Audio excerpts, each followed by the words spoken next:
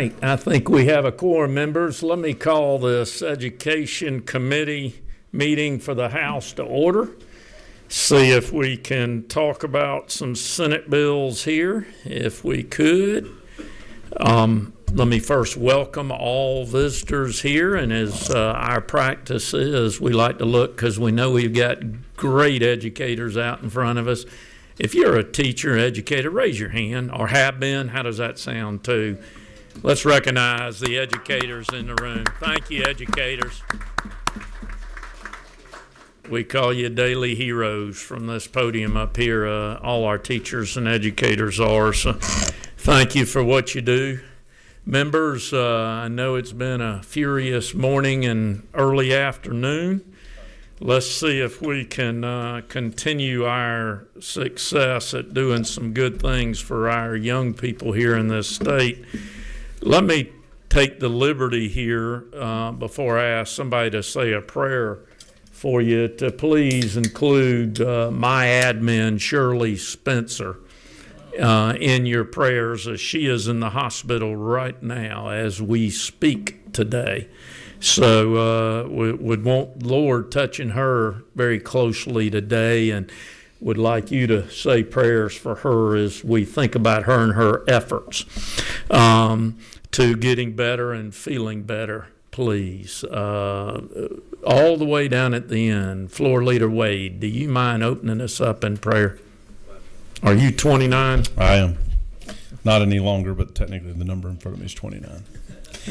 Heavenly Father, thank you for this day. Lord, just watch over us, and especially our friend that Chairman Irwin brought up. We know that you can help her and heal her and just provide comfort and healing. Bless the children in this state. Bless us to have good work today on their behalf, and for those educators that are charged that high calling of serving the next generation. And all these things we ask in Jesus' name. Amen. Amen. Thank you. And well, I'll continue myself throwing prayers up for Miss Shirley.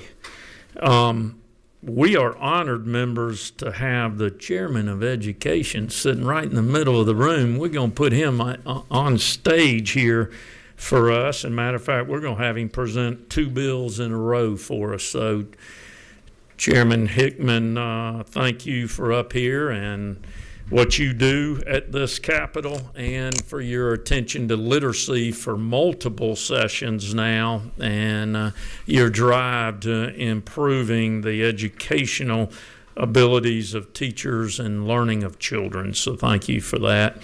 What I would ask you, as I do everybody, would you read your LC number, and then I'll turn the microphone over to you. Yes, let's sir. start with SB 472. Is that okay with you? Yes, sir. That's the bill of Senate Bill 472, LC 492813, S as in Sam. We've got it correct. My admins do a good job with that. So go right ahead then. The microphone's yours. Mr. Chairman, I'd like to first of all mention, since you mentioned about the lady that helps you, many of y'all probably know that a great advocate of education in the Senate, Senator Freddie Powell Sims, resigned this morning.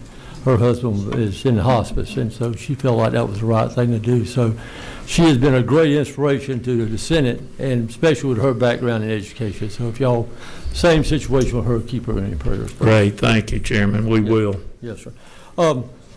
Yes, we got a the 2813S had a small change to it. And I'll mention that so we'll know that. Then I'll get into the bill itself. 472 on line 55 of the substitute.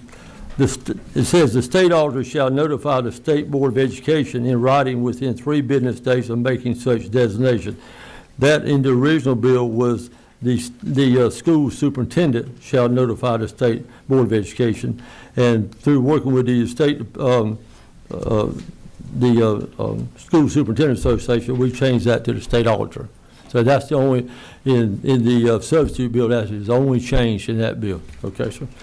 So we were very happy to present in the Senate earlier today, Floor Leader Wade's bill on that's a lot of a mirror of this, and it actually passed 48 to 2, 48-2, and very good. I appreciate his notes and all on that. So let's get into it. This bill, Senate Bill 472, protects students. And again, we hate to say, but I think we all know the school system that created this bill, and we hopefully this situation will never happen again because we will have greater monitoring over school systems going forward. So Senate Bill 472 protects students and families by holding local school districts accountable for financial mismanagement. This legislation strengthens the Georgia Department of Audits and Accounts, and it gives them tools to support local school systems by identifying issues early and creating a statewide fiscal monitoring intervention system by July of this year, only a couple months from now. Senate Bill 472 authorizes the governor to suspend local school board members upon recommendation of the State Board of Education. If the local board of education, a member thereof, a local school system, or a local school superintendent is the subject of a finding by the state auditor of fiscal mismanagement and misconduct following an investigation. So let's kind of get into a little bit of an overview. As I stated, this clarifies that this applies to local school board members who were serving at the time of the incident. It does not apply to school board members that are serving after the incident happens, who were serving at the time the school system was the subject of defining or loss of accreditation. Senate Bill 472 adds two triggers that are tied to state audit results. The first trigger is that the state auditor designates a district as needing the highest level of monitoring, intervention, suspension proceedings may begin. And the second trigger is if the state auditor finds financial wrongdoing after an investigation, suspension proceedings may begin.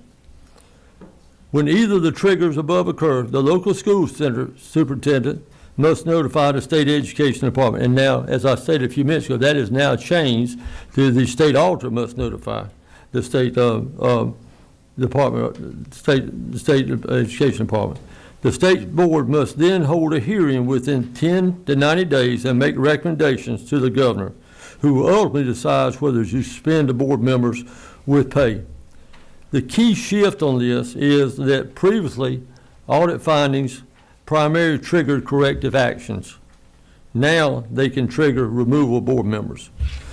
But suspended members must show their return would likely help improve accreditation. So they can apply to come back if they can show that it will improve their accreditation.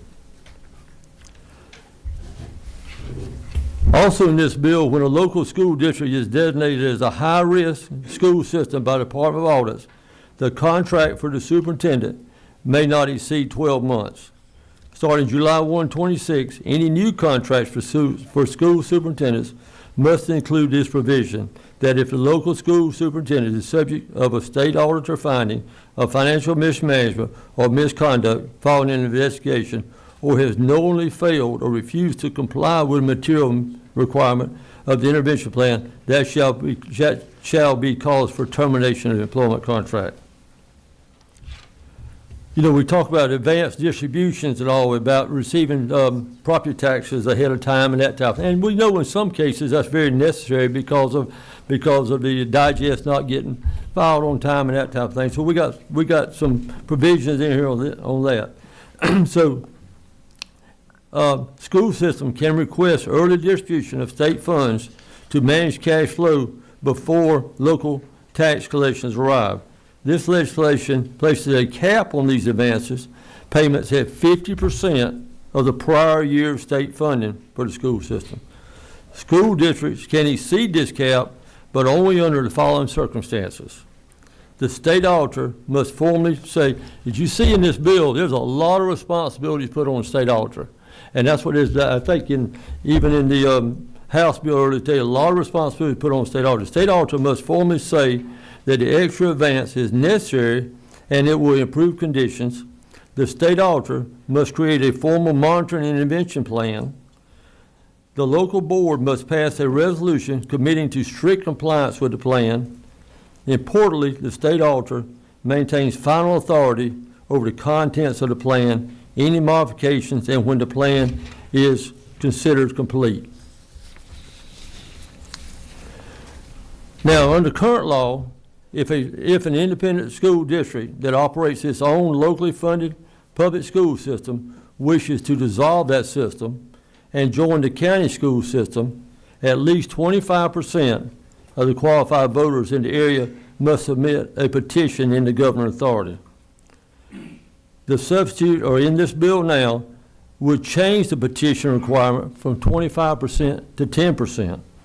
The rest of the process, that the issue must then be placed on the ballot in accordance with state election law, and that a majority vote is required for approval, would remain unchanged. Let me read that again. The rest of the process, when down to 10%, that the issue must then be placed on the ballot where all voters in that particular city district can vote on in accordance with state election law, and the majority vote is required for approval. That remains unchanged.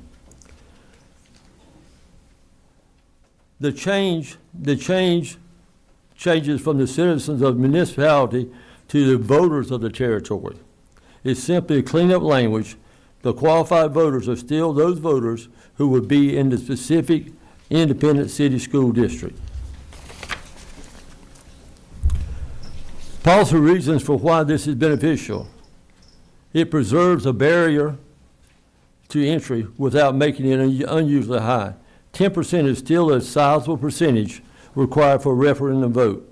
Additionally, this does not change the fact that the measure would still have to be placed on the ballot and approved by the electorate. It also lowers the barrier to voter participation. Reducing the requirement 10% makes it more realistic for citizens to place an issue on the ballot, ensuring that communities have a meaningful opportunity to consider consolidation through a democratic vote. And it also encourages civic engagement. A lower threshold empowers residents to initiate discussion and debate about the future of their local school system without requiring an unusually high upfront showing. So this bill creates a statewide fiscal monitoring intervention system. The Department of Audits, as I stated earlier, and accounts must implement this by July 1 of 26. And we've talked to Greg Griffin on this, and it's going to require probably 2 or 3 years for him being able to interview and hire additional. I think, Mr. Chairman, he told us like 30 to 40 additional auditors in order to implement it, so it's going to take some time. And we've also put some money in the budget to help him do that. In general, the audit department must create a system to monitor the fiscal health of every school system and state charter school, applying escalating interventions, report the fiscal condition regularly. The department must also produce regular fiscal condition reports. Districts must maintain audit-ready financial records. The auditor may authorize CPA firms to perform required audits, but only with state-approved standards. Right now, the outside firms can perform audits, but if a school system goes to the point of high risk, that audit cannot be done by an outside firm. It has to be done by the State Department of Audits. And even if an outside firm does the audit, Mr. Chairman, they have to comply with the standards and all that Mr. Greg Griffin, State Department of Audit, apply. All the work papers, audit programs, and that kind of stuff has to be approved by him. The state auditor may initiate full investigation when warning signs appear, such as financial irregularities, governance concerns, and evidence of misconduct. This legislation authorizes the state to make a full investigation of any local school system or state charter school. Mr. Chairman, it's a pretty heavy bill, but this is something that you and I and several others have been living with since probably August of last year. And we've labored over this, and we worried about it, and we prayed about it, and so we just need to make sure that this type of situation does not happen again. And because we've been concerned about the students in this particular district, we're concerned about the teachers in this district, we've been concerned about renewal of contracts with teachers, so forth and so on. So this is a very important legislation, and I appreciate y'all hearing us today. Great, thank you, Chairman. And let me state this. Your background is as a CPA gave you another good insight into this bill, and I heard some names mentioned. Do you mind telling us not individuals' names, but departments you have worked with to develop this bill? Well, we definitely have worked with the State Department of Audits, Mr. Greg Griffin. We've worked extensively with the House. We worked with the Department of Education. You and I were on Zoom every Friday from like August through December with the Department of Education giving us updates on this particular system. We worked extensively with the Senate on this also. Great. Well, thank you, and thank you for this work and months of work trying to put this together. Now, we are in the third quarter of the day, but you've lit up the screen here, so we're going to try to go quick through some questions, and I'm going to go in order here. Number 2. Thank you, Mr. I got you on. Hold on. How's that? Thank you, Chairman. Chairman Hickman, thank you for the bill and appreciate you lifting up just a stronger focus on accountability, but also supporting our local school districts. Lines 174 through 180, I just want to make sure I'm understanding this correctly. Anytime a local school system is designated as high risk, I do understand that any current contract would be restricted in terms of the length of time that they could extend it to a max of 12 months. What if a school district is designated as high risk, they terminate the superintendent? Does it make it harder to attract like a newer candidate if they're bound to that shorter contract? I just want to be sure that we're not limiting our options or pushing away good people who may not run toward a 12-month contract versus the standard 2-3-year contract. Thank you, sir. That's a great question. The provisions that will apply to board members that come in after this particular situation happened, when we said that the board members, it only applied to board members when the malfunction happened, it would also be the same situation with superintendent. So if a superintendent was let go because of this situation, the new superintendent could have the 3-year contract. He would not be subject to the 1-year contract. Thank you, sir. Yes, sir. Thank you, sir. Great question. Thank you. Me back on Vice Chair, number 21. Thank you, Chairman. I appreciate this bill. I appreciate the action that you're taking. Make sure that we move forward and prevent further problems down the road. Just for clarity for people at home that may be watching, can you review like the severity of an audit finding that would? We spoke of you spoke of the trigger, which is financial wrongdoing. What would be the severity of the wrongdoing that would trigger a course of action and a plan that I assume, since some would be using an independent audit and then some would use the Department of Audits, what is the severity versus an audit finding that's a technical error and wrongdoing? Is that defined in here?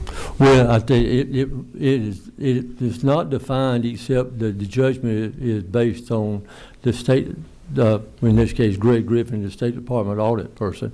And I think that in the floor leader wage bill that we passed out of the Senate a few minutes ago, there were several things that triggered is if they were not making their state health plan benefits payments on time, if they were not making the TRS payments on teacher retirement system on time, if they were not paying the Department of Labor payments on time. There was 4 of them, and I know that's 3 of them. But they got to do an annual survey, not in this bill, but in the bill, they got to do an annual certification of that. So the triggers that you're referring to would be set up by, and the tier situation that's by this bill is based upon the recommendation of the state auditor.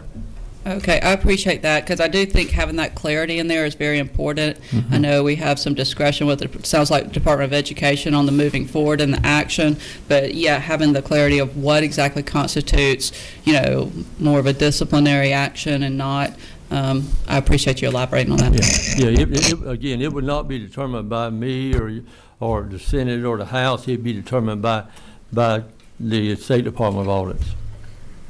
Okay, next one, number 14, Representative Glaze. Thank you so much, Chairman, for bringing this bill, and we know how important it is to safeguard our school systems. But again, I was the one who asked you guys to look strongly at the percentages before we can get some information to, the parents can actually put together a petition to actually move an independent system into the county. And I just want to read this because I know you are an accountant, but 9% of our cities host 45% of the total state population. Right. And 3/4 of Georgia cities have a population of 5,000 or less. And 4% of our cities in the state have more than 50,000. That's a huge difference in population. That's coming straight from GMA. And so I was, again, would like us to consider somewhere a friendly amendment that would give us tiered percentages based on the size of cities. As you have heard, the majority of our cities, 3/4 of them have 5,000 or less people. So that means that they can actually, and the voters would be less than that. So maybe they could have 300 people on one petition and move a school system vote to be moved from independent to part of the county. And then you got most of our population in 9% of our cities. That's way, a large percentage. And I just thought, just for parity's sake, if there's an opportunity to do this in a way that's really more account effective, where we have small cities with 25%, and then those larger cities, 50,000 and above, 10%. It just gives us some kind of parity on the number and the percentage based on the numbers of folks in those cities. And so I had asked if we would consider that, but I don't see that we did. Is there a reason why? Yes, ma'am. I appreciate it. I appreciate your thought process. I would say that excuse me, I don't agree with the percentage situation, but I do know that it's going to be based. No matter if we had 25% or 30% or 5%, it's still going to be based upon how many people go to the ballot box and vote on it. So I'm not as concerned about percentage, but because I believe that the people would, when they go to the ballot box and vote, they'll determine whether it's the right thing to do or not. Okay. At the proper time, I still would like to make a friendly amendment. Let me do this, okay. We've got quite a few more questions to go through on this one. Members, I'll tell you, I saw an interesting button for the first time, even though I've been doing this for years. It's called Clear Q. I had never paid attention to that button, so it might be using that Clear Q. I like it. Number 12, I believe, all the way in the corner. Thanks, Mr. Chair. Thanks, Chairman, for this bill. Just a real quick question to follow up with the representative was talking about earlier. I think Representative Wave helped me out. So if I'm a superintendent that messes up, become on that list, I'm at the end, toward the end of my contract, the most I can get on the contract is 1 year. Now, if they wind up firing me and they said, hey, Representative Ballard would be a great superintendent, and they hire her for 3 years. That's okay because she's coming in from the outside. That is correct, sir. Thank you very much. Thanks, sir. And at the appropriate time. It's basically getting the person out of the system that was a part of the problem. Let's go to number 18. Thank you, Chairman, and thank you for this legislation and understanding what you're attempting to do, and I know it's really important. But my concern is, I know we had at least one school district, and I don't know if you addressed this already, that was in trouble last year, and I'm assuming there must be quite a few, or we wouldn't be looking at this legislation. But what was already in place that would have allowed, or what wasn't in place, that would have allowed a school district to get in a financial situation that this now is going to fix? I think part of this, ma'am, is that I think the COVID money caused a lot of this situation to happen. A lot of schools, and I think we got several other school systems that, if Greg Griffin was here, I think he would tell us that may be on the verge of this. They got used to spending the COVID money and did not make the tremendous cutbacks when that happened. This also happened as a result of the one that we know about that caused these two bills, that they did not have an audit for 6/30/23, 24, or 25. And the 6/30/23 audit was just completed or accepted within the last 2 weeks. So we feel like if those audits had been done on a timely basis, and they would have cooperated with them, that some of the, one of the big things that created this bill was when we found out that they had missed 14 payments of state health plan benefit payments, which is a little over $6.5 million, Mr. Chairman, something like that. $6.5 million. They had received the money from the state for those payments, but had not sent it back to the state health plan. So there was a little bit of issue with the state health plan benefit not raising their hand and say, hey, what's going on here? So a lot of this created because of the audit not being done timely, and now we've got things in place here that's going to stop that. And then I think the fact that the state health plan benefit or other payments were not made. Typically, when we see people, in our world, when we see people not make payments like that or IRS payments, that's normal when they're in financial trouble. And so they didn't miss 1, 2, 3, 4, 5, 6, 7. They missed 14 payments. Gotcha. So 14 payments. Just clarify one thing for me. So annual audits are due every year.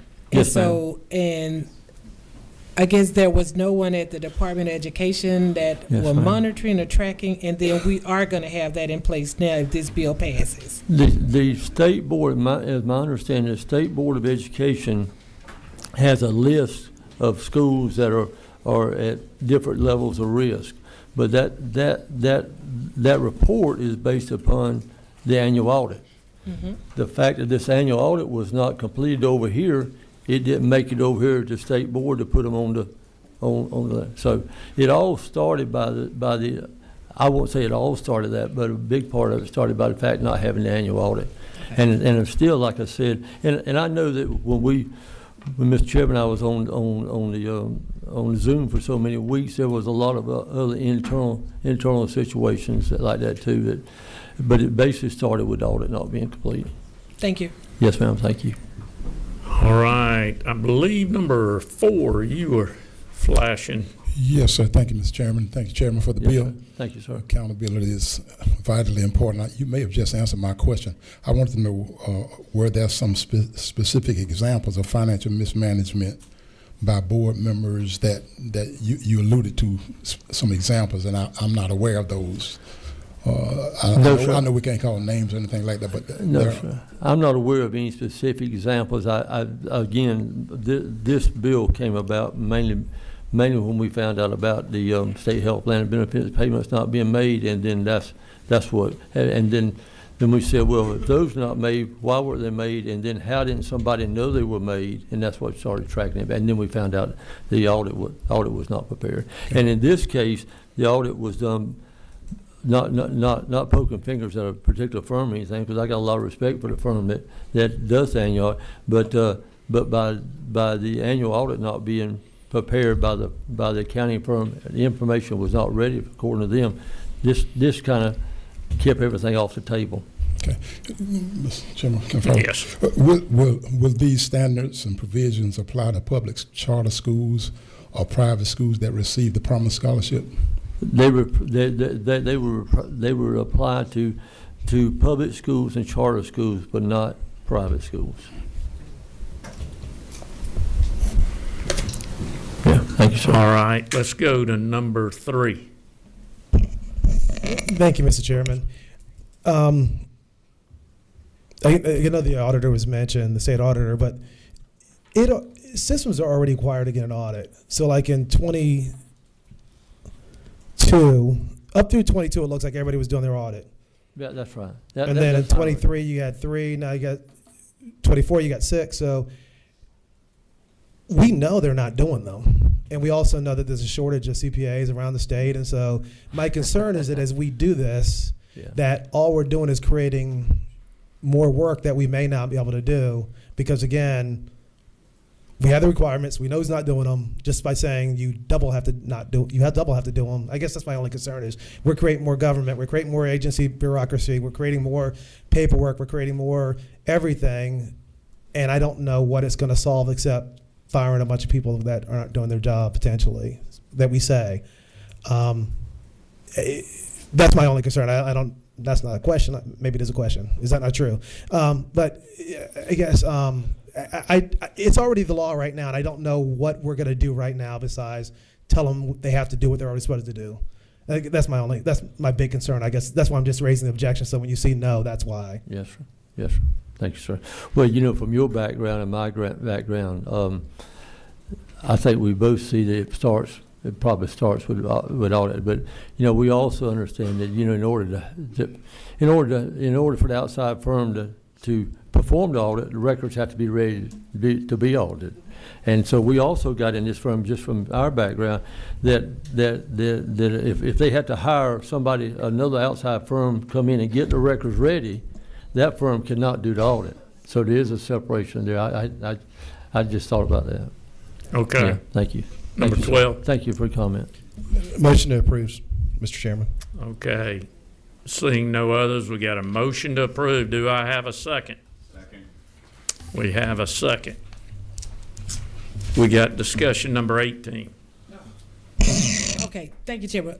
I'm perusing through this because I'm trying to make sure that there is something in place that is going to trigger an action. And it may be in here, and I just haven't been able to find it, that there is something that's going to trigger action if a school district misses an audit. I didn't know if that was in here. Well, the trigger is now the responsibility is on the state auditor, and again, if it does, two things would trigger that. The state auditor would trigger, and then also the annual certification by the superintendent, by the chairman of the board, and the chief financial officer if there's any payments being missed.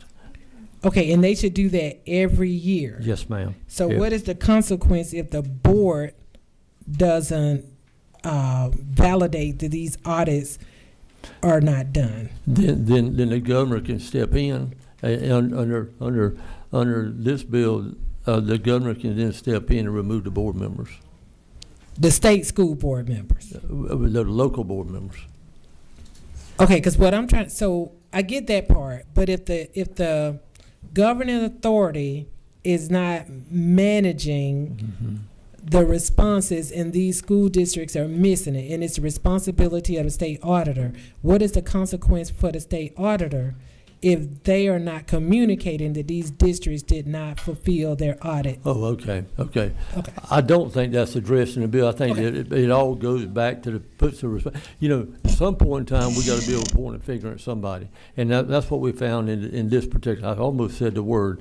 That's what we found in this particular situation. Nobody was willing to accept responsibility. So now we said, okay, we're gonna point a finger and put the responsibility on the state auditor, and that's why that person, he or she, has got a huge responsibility in reference to these school systems going forward. Thank you, ma'am. We have a motion and a second. I'm going to withdraw that motion. And I do want to make the statement of 3/4 of our cities in Georgia, population 5,000 or less. I hope that this will just go forth and do what it needs to do without having those tiers, but that is a concern. Okay, can be addressed by paying attention in future legislation. Yes, ma'am. Yes, sir. Excuse me. Okay. Yes, sir. Seeing no more questions, let's see if we can vote on this, members. We have a motion and a second, and this is SB 472. And 472 is LC 492813S before us. All in favor say aye. All opposed, like sign. The ayes have it on the yes side. How does that sound? Thank you. Thank you, sir. Senator, thank you for this work. I know it's been a lot of months, and let's get this on the rules if you would.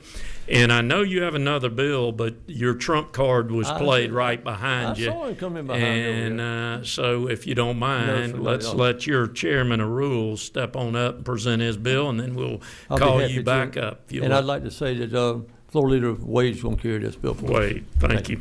Thank you, sir.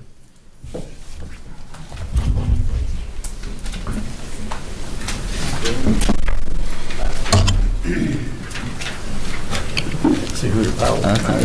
Yeah, here we go. Chairman, thank you for being here with us. I think you were just hosting a meeting, were you not? I was. Good And I job. came in here at 1 o'clock. We missed you. We were we were hosting another meeting in another a place big meeting. ourselves. Big meeting. Very important meeting. Yes, but we have you first on our agenda here at SB 589. Chairman, if you'd read your LC number, and I know it's a substitute, and we'll turn the microphone over to you. So I just grabbed this off the table. I think it's LC 395111S. But there may be a new substitute. Is that what we're working off of? Let's check our packet here. We currently. I used to have it now.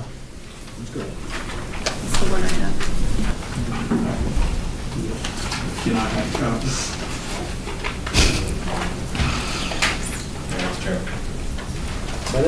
One page.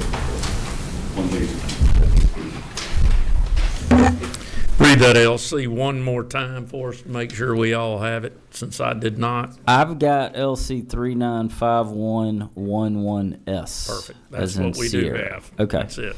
Microphone's yours. So this one's simple. I had a mother come to me with this issue who actually came with one of my school board members. But under current law, if your child turns 4 before the date of September 1st, then your child is eligible for pre-K. If your child turns 5 before September 1st, your child must go to kindergarten, unless your local school board would allow them to go to pre-K if they did not attend a lottery-sponsored pre-K before that.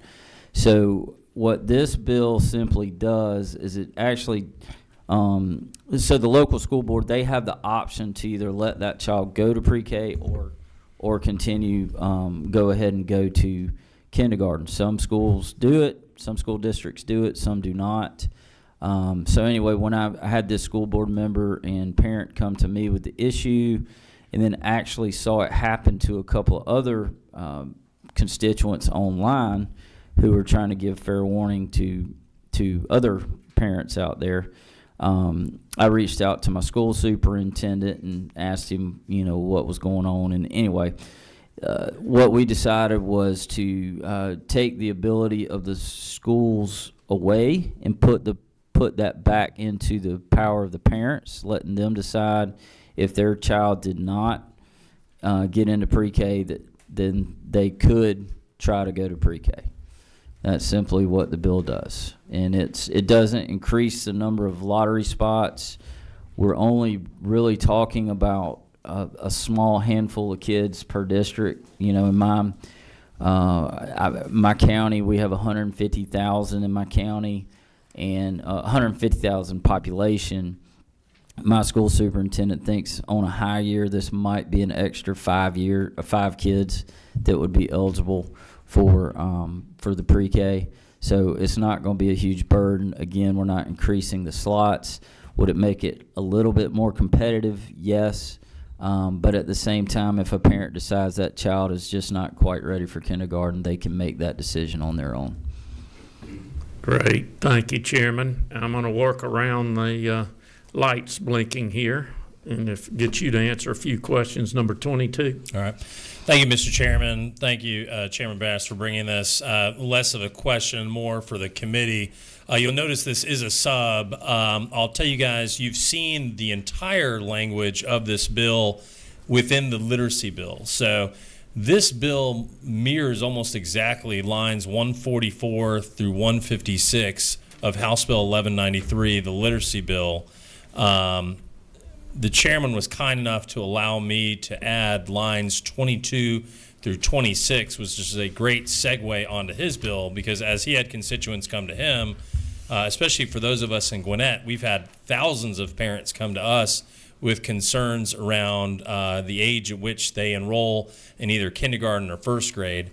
Lines 22 to 26, again, already voted out in the literacy bill. We are putting it in this language as well.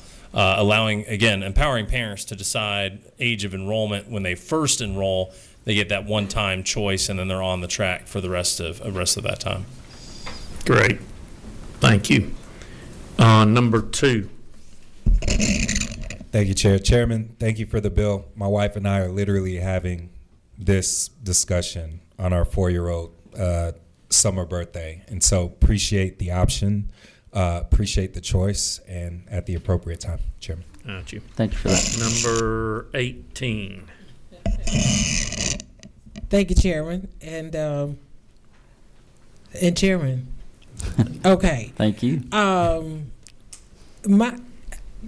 I had concern with the bill when it was in the other bill, because for me, I just couldn't fathom why a parent would not allow their child to go to school. But the bigger concern is you're saying in your district where you're from that there may be 5 students, and we just heard my colleague over here says thousands in Gwinnett. Now, I don't know how valid that is, could be a little exaggerated. But if we are going to allow this language into law, we are going to have an increase in the number of children who could potentially be in pre-K. Is there an additional funding, an additional slots? How are we going to address it from a workforce development standpoint? Right. And then the 4-year-olds who really need to be in pre-K, is there going to be a chance that maybe there isn't a slot for them because the 5-year-olds are taking it? We're not touching any of that. It's all done. However they do it now is how they're going to do it moving forward. Right, which is my concern, which means we may not have seats for the 4-year-olds who really needs them. Okay. All right. Duly noted. Number 29. Mr. Chairman, at the appropriate time. We've got one I got one here. Number 22.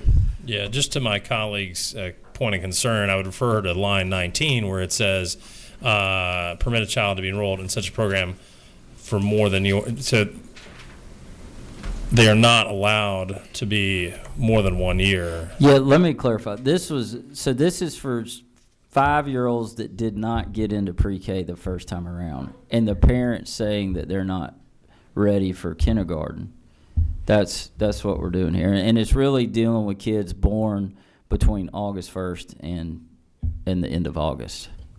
I have 2 children born at the end of August. I'm real clear what you're doing. There you go. My statement still stands. I understand. Okay. Exhausting questions for a minute here. Members, we have 3 bills today that did not go through our normal process of subcommittee due to the lateness of this session. So we're going to allow some public input. We have had, it appears to me to be 1 sign up for this one. Is it Ron Mayo? Ron? There you go, Ron. Come on, let me turn your podium mic on. Introduce yourself, Ron. We'll give you a good solid minute if you think you can get it done that fast. Ron Mayo, Georgia Charter Schools Association. We support the bill and appreciate the effort. Perfect. Thank you, Ron. That's how you do it. Good lead off. That's how I you like do him it. there. Good lead off hitter. We'll put him up to bat every bill now. Let's do this. Not hearing any more public input there. Make sure I saw that correct. Number 2. Thank you, Chairman. I'd like to make a motion to pass SB 589 LC 39511S. We got a motion and a second. Number 25. Yes, sir, Mr. Chairman, I'd like to make an amendment. Yes, sir. Yes, sir. I've spoken with the bill sponsor and also with you. You should have with you at your desk right now AM 610034. Mr. Walker, if you could keep me honest, I would appreciate it. We would insert from AM 610034 after line 26 on the bill, line 9 through 21 of the amendment. Line 9 would become section 2. And as we push down line 27, it would become section 3. And as we push down line 30, it would become section 4. That would be the amendment. And I would just ask for clarification from Legislative Counsel if I've articulated that correctly. Correct. Thank you. That's the motion, Mr. Chairman. And let's explain, members, what you're looking at there on the amendment is to add 988 That's correct. to the back of the badges of the students if they produce those badges.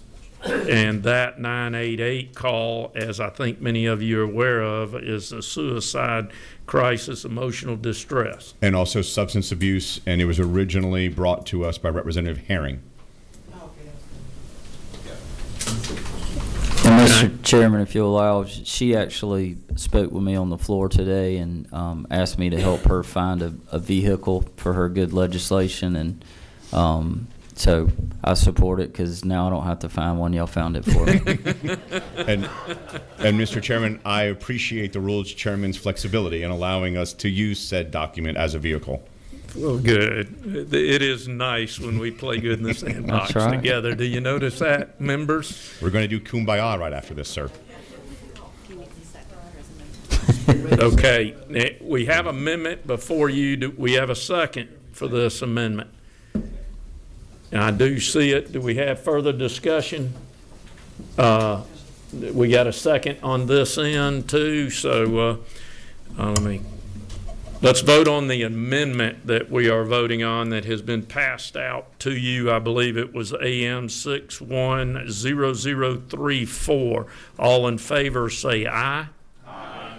All opposed, like sign. Your bill passes. Oh, no, you don't. Your amendment passes. Let's get your bill passed now. Seeing no other questions from you, let's vote on the bill, which is SB 589 LC 3951111S. We have a motion and a second. All in favor? You're right, as amended. All in favor say aye. All opposed, like sign? Your bill passes. Thank you, Mr. Chairman. Very much. Great job getting that one moving for your community. All right. Thank you. Thank you, sir. Didn't I? Oh, wait a minute. Who's carrying your bill? I can't remember. Hilton. All right. We'll put Representative Hilton on that one. Thank y'all. Thank you, Chairman. Let's get Chairman Hickman back up here for his second bill before you, which is Senate Bill 515. We have a sub for this too, I believe. So, Senator, if you'll read your LC number, we'll get the microphone back on for you. Yes, sir. Thank you, Mr. Chairman. LC 492750 S is in. That's Sam. correct. Microphone's on for you. Thank you, sir. Thank y'all so much for hearing this. This is a great bill. Again, as y'all will know, the General Assembly has had a tremendous passion over the last several years concerning our students not reading on grade level. And we all know that if we don't have teachers in the classroom, we're not going to have students reading on grade level. And that's another part of this bill. This bill actually came out as a recommendation out of Senate Resolution 237 that the Senate and the House were very involved in, the teacher tax credit bill. This bill actually, though, is a extension of y'all's House Bill 32 that will expire December of this year. So we've looked at that bill. We made some modifications to it, and I'll give those modifications. But let me give you some statistics first.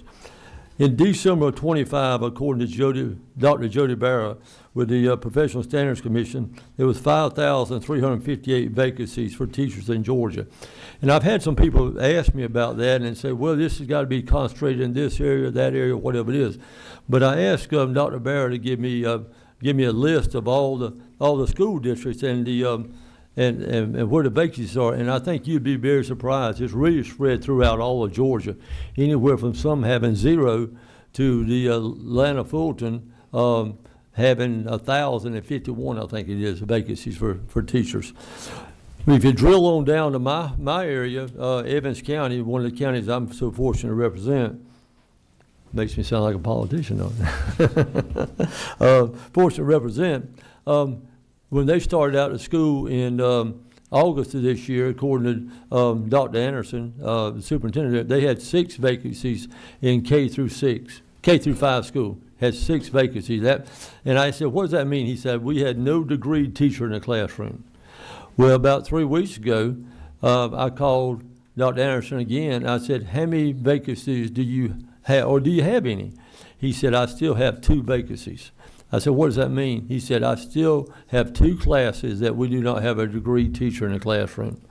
You know, we can imagine if your child or your grandchild was in those classrooms, you probably would be trying to find another school to put those kids in. Well, that's not fair.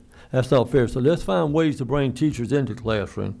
So I like to always quote a quote that Dr. Barra put in the Senate Resolution 237 that says, 2 quotes, educators are the only workforce whose performance determines the quality and size of all future workforce. It starts with the teachers. Well, it really starts with the families, but the education, and it starts with the teachers and family. Georgia cannot deliver on its commitment to students without a strong, stable educator workforce. So again, as I said, House Bill 32 expires 12/31/26.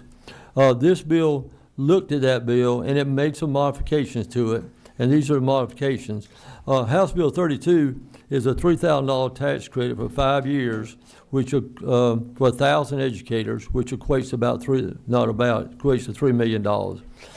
We talked to the Department of Revenue, Austin Gibbons, and Austin told us over the last 3 years that tax credit of $3,000 has not been used to its extent. In 22, the amount that was used was average was $2,294. In 23, the average was $2,486. In 24, it was $2,225. So what we did, we looked at that and said, well, if it's not going to be used, let's reduce the credit down, but extend the amount of people that will qualify. So what we did, we reduced the credit down in this bill to $2,500 from $3,000, and we went from 1,000 people that would qualify to 1,200. So the dollar amount is still $3 million. That's why we don't have a fiscal note on it. Nothing changed. Still $3 million. We also, on lines 70 through 73 of the bill, we also said that the State Board of Education, along with the DOE, needs to take a more active approach in promoting this bill and this tax credit. We need to get teachers to the rural parts of Georgia. Also, the qualifying schools are the bottom 25%. We always look at those, and then we ask the Department of Education to identify 100 schools that will qualify.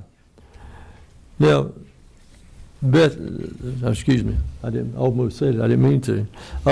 Representative Ballard and I are very adamant in wording that on line 129 through 133, that students in the area, these are teachers that qualify, students in the areas of mathematics, special education, career technical and agricultural education, or reading, writing, or English language arts, provided, however, that such teachers in the areas of reading, writing, or English language arts shall hold a current dyslexia or reading endorsement approved by professional standards. And I think that mirrors several other bills that we've talked about. House members, this is a recruitment tool to these schools. that qualify. It's not a retention tool, it's a recruitment tool. A vote for this bill will be a vote for the students. And again, this bill is effective January 1 of 27. There was a little bit of concern from our side in finance about that teachers that qualify for $3,000 in December of, or in 26, and we got $2,500 the next year, would we exceed the $3 million limit? So on line 207 through 210, we put in there, in the no event shall the total amount of tax credits under this code section exceed $3 million in any fiscal year. In the event that such amount is not sufficient to pay the full tax credit to each eligible recipient, the tax credit for each eligible recipient shall be reduced on a pro rata basis. But again, this is a bill that's actually a continuation of a House bill with some modifications that we feel like is a very good bill and was identified out of a Senate Resolution 237 as to get ways to get teachers into classrooms. And I would be open for questions. And another tool for rural areas to recruit Yes, sir. teachers, Very correct? much so. Yes, sir, very much so. Okay. And I'm not saying that, like I said a few minutes ago, Mr. Chairman, up here in Atlanta, there was 1,051, but it's basically the 25 schools, 25% of schools. The bottom 25%. Yes, sir. That need the help. Yes, sir. Okay, great job. I always appreciate you looking at our need for teachers and retention of our teachers. Number one. Thank you, Mr. Chair. Yes, Thanks, Mr. Chair. Yes, sir. I'm always for finding ways to retain teachers and also recruit, so definitely interested in this bill. I just need some clarification because with the cost of living going up today, I'm thinking we should go the other way, right? And I know you're trying to keep to the 3 million. I would like to go the other way to increase it, but I guess the question I have, just for clarification, you're saying right now that that benefit isn't being utilized? No, sir. Well, yes and no. What we're saying is that the credit as it exists right now is a $3,000 credit, and for 1,000 teachers. And so we looked at it with the Department of Revenue, and over the last 3 years it was 2,294 average, 2,486, and then it's actually in 24 it was 2,225. 2,225. So what we did, we looked at it and we said, well, if we're not fully utilizing the credit, let's reduce the credit down but extend the people that qualify. Okay. And follow-up question, we did exclusively 1,000 people qualified and used it, and we had... No, sir, it did not. I think it was significantly less than that, and that's why we put the wording in here that said the State Board of Education shall establish a teacher recruitment and retention program in lines 72 through 73. We think that we really think if people, it's probably not a good assumption on my part, but if people knew about it more and it was promoted more, we believe that people would take effect. We just don't believe enough people are aware of it, and it's hadn't been promoted like it should be. And last question, in promoting it, that would be great. Is there any possible way we can keep it at 3,000? Well, if we let me explain a little bit. See, where they're not using it, Representative, using the 3,000 now, so there would be no reason to keep it at 3,000. Right. He's getting down to more of an average of what is being used. That's right. You might only have one person that maxes out now. Being a teacher myself, we're not buying the houses that are paying the taxes that are costing $3,000. It's more like $2,200. Yeah. Okay. That is correct. All right. That is correct. That's right. Thanks. And we would, in order to do that, we'd have to have another fiscal note on it too. So that would just slow down our process, or maybe stop our process. All right, thank you. Let us keep working around. Number 21. Thank you, sir. Thank you, Chairman. Again, I do appreciate this bill, and I did want to say for clarity, in addition to this bill, you had mentioned that we have a lot of teachers that are not currently participating in this, and also want the people at home to know your efforts and how you have worked and talked with Department of Education, our teachers associations, our EPP programs, and making sure that the knowledge that this program is out there is utilized to the maximum, and it will help us, in fact, recruit and retain our teachers. So thank you very much. Thank you. And I think you and I actually talked about that on our panel discussion down back in October or November. Thank you. All right, let's work to get into higher gear here with our questions. Number 14. Representative Glaze? Sure, wait. No, waving. Number 18. Thank you, Chairman. Chairman, I heard what you said, but in my brain is trying to calculate. So you're saying that even though it was 3,000, and that would have allowed for 1,000 teachers, but we've had less than 1,000 teachers who have applied for the credit. Yes, ma'am. I think it was actually in the last year I had the numbers on 2024, and I think there was only like 600 that actually applied for it. And I think it's a matter of communication. I just don't think our departments have let the people know that this is $3,000, $2,500 is a big amount of taxes to a person that makes $45,000 a year. Trying to say, yeah, and that's why I was trying to understand why were we reducing it. But my more technical question is, how is this credit applied? Is this a true tax credit when they're filing for their taxes, or is this an offset to their tax liability? Well, I guess the question is the same, because it would be an offset against the tax liability. So it's not it's only a refundable credit to the extent if a person has a $2,500 tax liability, this credit would offset that tax liability dollar for dollar, so they'd end up getting all their money back. May we further? Yes, ma'am. Okay, so, and I'm only being technical because this is where I fine. live. I'm fine. So if you have a teacher who has a zero tax liability, then this credit won't benefit them. Do we have any data to identify whether or not we've had teachers who maybe applied for this, but because they had zero tax liability, they weren't able to take advantage of the credit? No, ma'am, I do not. Okay, and is there an opportunity to amend this that it is a true tax credit and not an offset to their tax liability? I don't know the answer to that. I don't know the answer to that.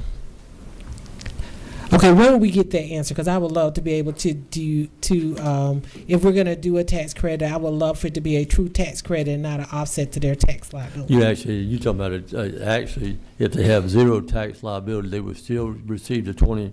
Well, if they have a zero 25. tax liability, they wouldn't have anything to offset the credit against. So they, even though they apply and they qualify, they would get zero because their tax liability is zero. Right. Let me do this. I'm going to ask Legislative Counsel to weigh in on this to your questions, Representative. Let me state that this is in current law and being practiced. This isn't something we're developing. He's amending that current law with this language. And so there are teachers, and he estimated about 600 maybe, that are taking advantage of this. No, I'm clear. That's why I was asking, because if it's something that if it's amendable, I wanted us to be able to amend it. That's why I was asking the question. It does, under the current, it does reduce the tax liability. That's what the bill says. That's why I want to clarify. Let me let that's the current law, Legislative Counsel see if. To be frank, Mr. Chairman, I don't know that it's amendable. Converting this to a refundable tax credit, that is something that I would actually want to consult with my Ways and Means experts in the office to know whether there would need to be any particular language that's included or fiscal study that's done. This would change the implications of the bill for it to be a refundable tax credit rather than just a tax credit. So I don't, at this moment, I don't know that I would be capable of amending. Okay, thank you there. I do not see any other questions, so let me ask the will of the group. What's your number? 24, got you. Yes, sir. I move to pass for House Bill 515. Senate bill. Senate Bill 515. Thank you. And it's LC 492750S. Do we have a second? We do have a second. Seeing no other questions, let's vote on this one then. We've just read out the numbers. All in favor say aye. All opposed, like sign. All right, Your bill passes. Who's going to carry this one, Senator? Representative Rice is going to do it for me. Okay, right here, Representative Rice. Thank you. Thank you. And thank you for your attention to education and working Yes, with sir. this committee here on their bills coming over into your committee. I Good, know yeah. y'all been working hard with many of these members. Yes, sir. So, As I've said many times, it's always been a pleasure. Both the Education Committee, Senate and House, work very closely together, and we appreciate it. Thank you. thank you. Y'all have a great day. Appreciate it. Thank you. Let me see here. Let's get, didn't I see Senator Kirkpatrick come in the room earlier? Has she had to go out of the room? She did. She had to go back to help. They were short on numbers and help. Is she gonna come back, Representative? If she's not, I can cover it. Could you text her and find that out for me? Yep. All right, let's go to Senator Harbin. I think I see you sitting there. If you'll come up, read your LC for Senate Bill 425, members, right in the middle of your agenda, 425 here. And then read your LC number, Senator, Okay, and thank you. welcome to our committee. Thank you, Mr. Chairman and members of the committee. LC 610497S should be, and it is Okay, that's the one in front of me, members. good. It's 610497S. Okay, got that? We're good? Microphone's on and yours. Very good, very good. Started out as a very simple bill, and that is requiring cursive writing to be taught in our schools, which sounds kind of, simple in that respect, but yet it's not required to be taught. And one of the things that we're finding out is how about this? California and New Hampshire have become most recent states to add that to their requirement. And what we find out is that when young people cannot write in cursive, it creates issues that they can't read historical documents, they can't read personal correspondence, handwritten notes. Cursive is not nostalgic. It's really literacy in that respect. Surprisingly, the other thing that we found out during that time is that it also helps young people with dyslexia. It actually ties the brain to what they're writing with their hand, and handwritten actually helps remembering things far better than taking notes. And we've moved a lot to technology, so that's really what the bill does there. Now, since this morning, the bill has changed in a few other ways, which I think are good. Don't laugh about that. You got to know what's going on. It moves. The second part, and I think is really a good part, and I was very open to it, is stop the bleed. I don't know if you know this, but I was able to hear a general in the Army talk about when they put the stop the bleed kits in the field with the soldiers when they were shot, it actually decreased the mortality rate by a third or more. So that these stop the bleed kits are very, very important. And the bill does this. It strengthens the school's emergency preparedness by addressing both the cardiac emergencies and severe bleeding incidences. It ensures that schools are equipped not only with AEDs, which I guess I'm famous for in that respect, but also the bleed control kits is closing a critical safety gap for our schools, which is one of our priorities, I believe. Requiring coordination with EMS and clear communication protocol, ensuring responders can quickly act in life-threatening situations, and emphasizing immediate action during the first critical moments of an emergency. And that's where these stop the bleed kits are very, very important in doing that. The latter part was something that was added to my bill, and like I said, I'm learning as I go, but bear with my learning. But I think it also is this. It provides this as a protection for educators, that it provides a pathway for school employees who are victims of physical violence to transfer within their district, explicitly prohibits retaliation, and reinforces a safer working environment for educators. I find that to be very, disturbing, but yet I can understand that if there has been an event like that, that teacher may not want to be in that place. And so those were added on to my wonderful cursive writing bill this morning. I have to be careful. You say cursive, you kind of curse, but no, nevertheless, don't worry that. But I will tell you this, one of the teachers that I talked to said this. I gave a student instructions in cursive writing and gave it to him and said, would you do this? And he came back to me and says, I can't read this. And I believe that's a handicap that we need to deal with and we need to address and require that. And, it's interesting, in my Senate card, I did something different.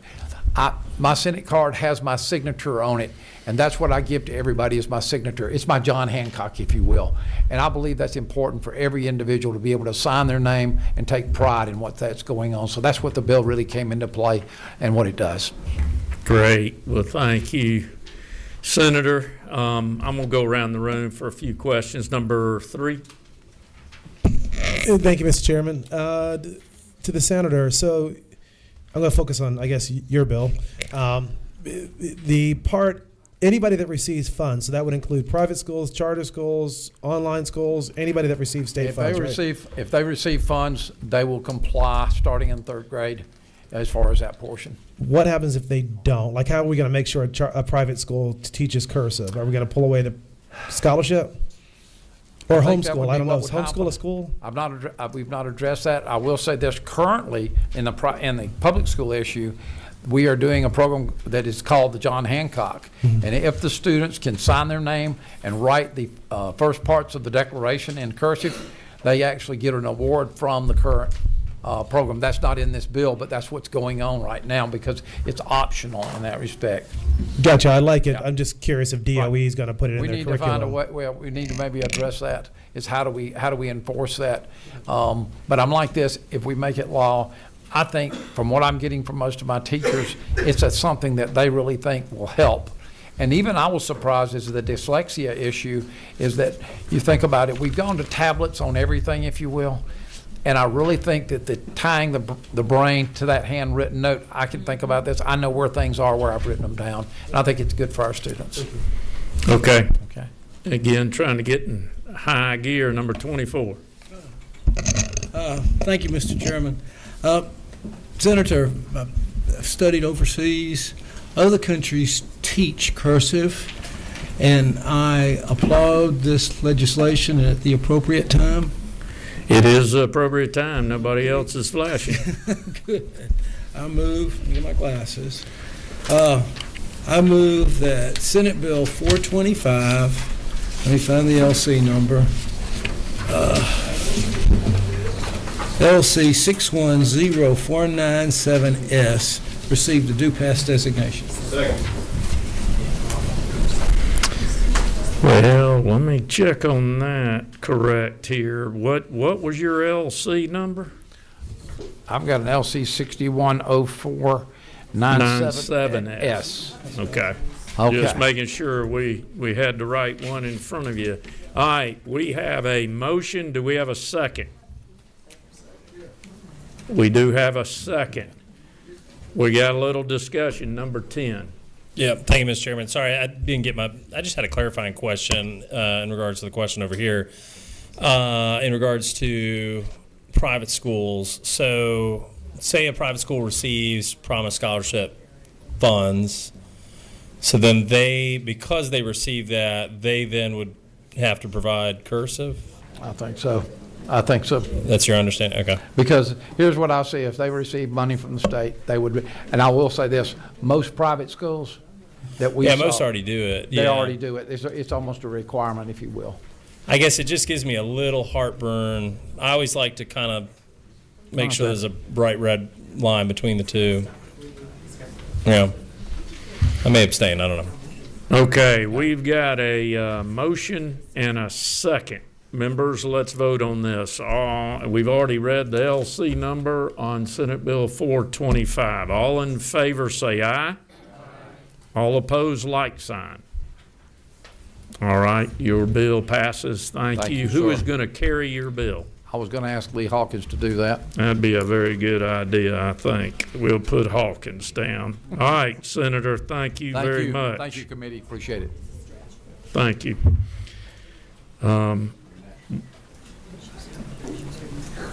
Okay, let's see. I think I saw her come in and she was sitting there.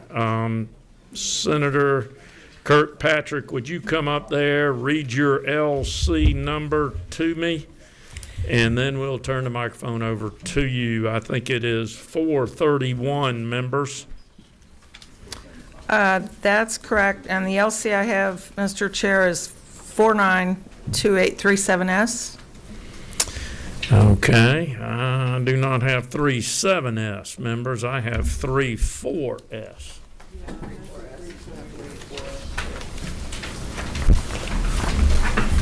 Stand by till we can make sure we're looking from the correct sub. That's what we have. This one should be later, right? Because it's got a higher number. This is the one that's added the FC. Okay. It's 37 should be the last two. 37. Yeah, let me there was see if another I- section. You want to hold on to that See one if I just in have it. case? Sure. I think this one is where it's been amended twice. Once with sort of cleanup for 268 that Representative Persinger is way more of an expert on that part of the bill than I am. And then there was a second addition for the IPSI grants. And that's what's in this. Okay, let's do this. We have it. We'll give you, give our admin here a moment to make a copy to pass these out, and then we'll cover that one you're talking about. They're gonna run and take care of this straight down the hall. Do you want me to stand by or do you want me to go ahead? Stand by. We think we can move very quickly. There's a copier right there, and she'll make it very quick for everybody. I just prepare, and Representative Persinger, if you want to step up here for the school safety part and the federal regulations for this bill. Yes, and Is that Chairman okay Camp, with you, yes, Senator? and Chairman Camp is actually, I know she's presented this bill to you already because I couldn't Right. be here. And she is now presenting a bill at this moment in the Senate Health Committee that I just walked out of to come here. And when that bill is finished, I'm sure she'll be back. So anyway, it's a team sport around here these days, isn't it? Absolutely. Well, thank you. And we can go ahead and ask you, if this bill passes, are you expecting Representative Camp to carry this? Chairman Yes, she's Camp? agreed to carry it. And we'll go ahead and put that down if it passes.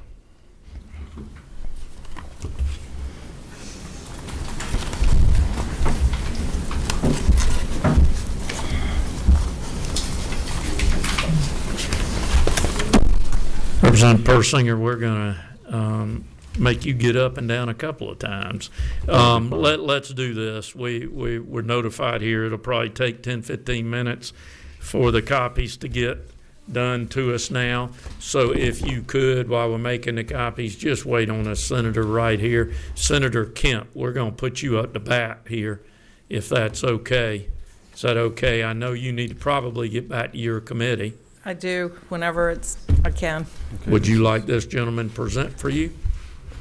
He would, I think he's well qualified to present for me, if that's okay with you, Mr. We could Chair. cover if you need to go back. I'll be He's happy willing to be up for you when the copies get here. Thank you, Senator, and thank Okay. you for the look at this for the foster kids that you put in this bill. And if you need me to come back, someone text me, please. We'll notify you. Senator Kemp, if you would come up to the podium. We're looking at SB 475. Read your LC number. So members, we're going to switch right now while we're making the copies to SB 475.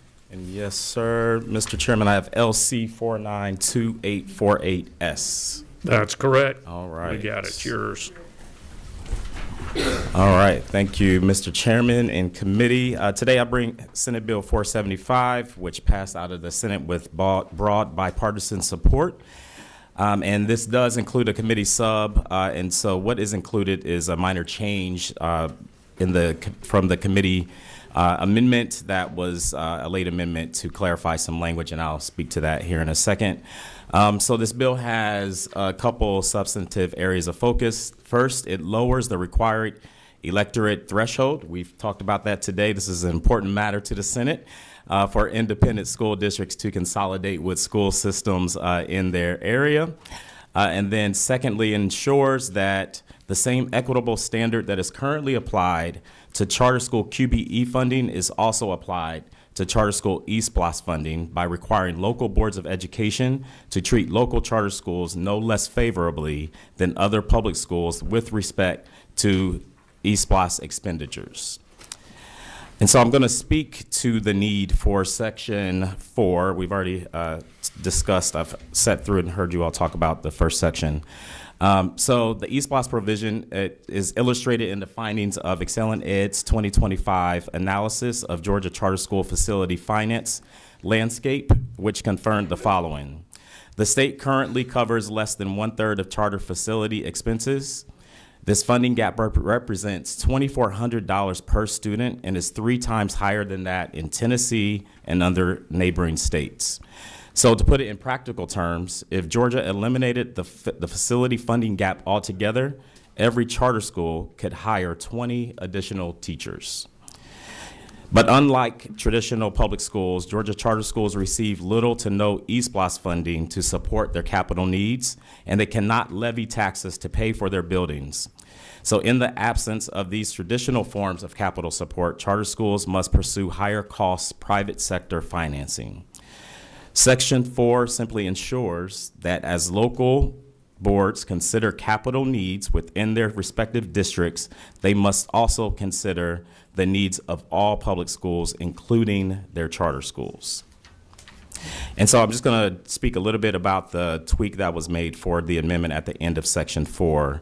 That clarifies that districts are not expected to spend eSPLOS funds on any building that is not owned by local district or the charter school. So that makes sure that it stays within our public space. And so with that, that is the bill, and I'm happy to answer any questions.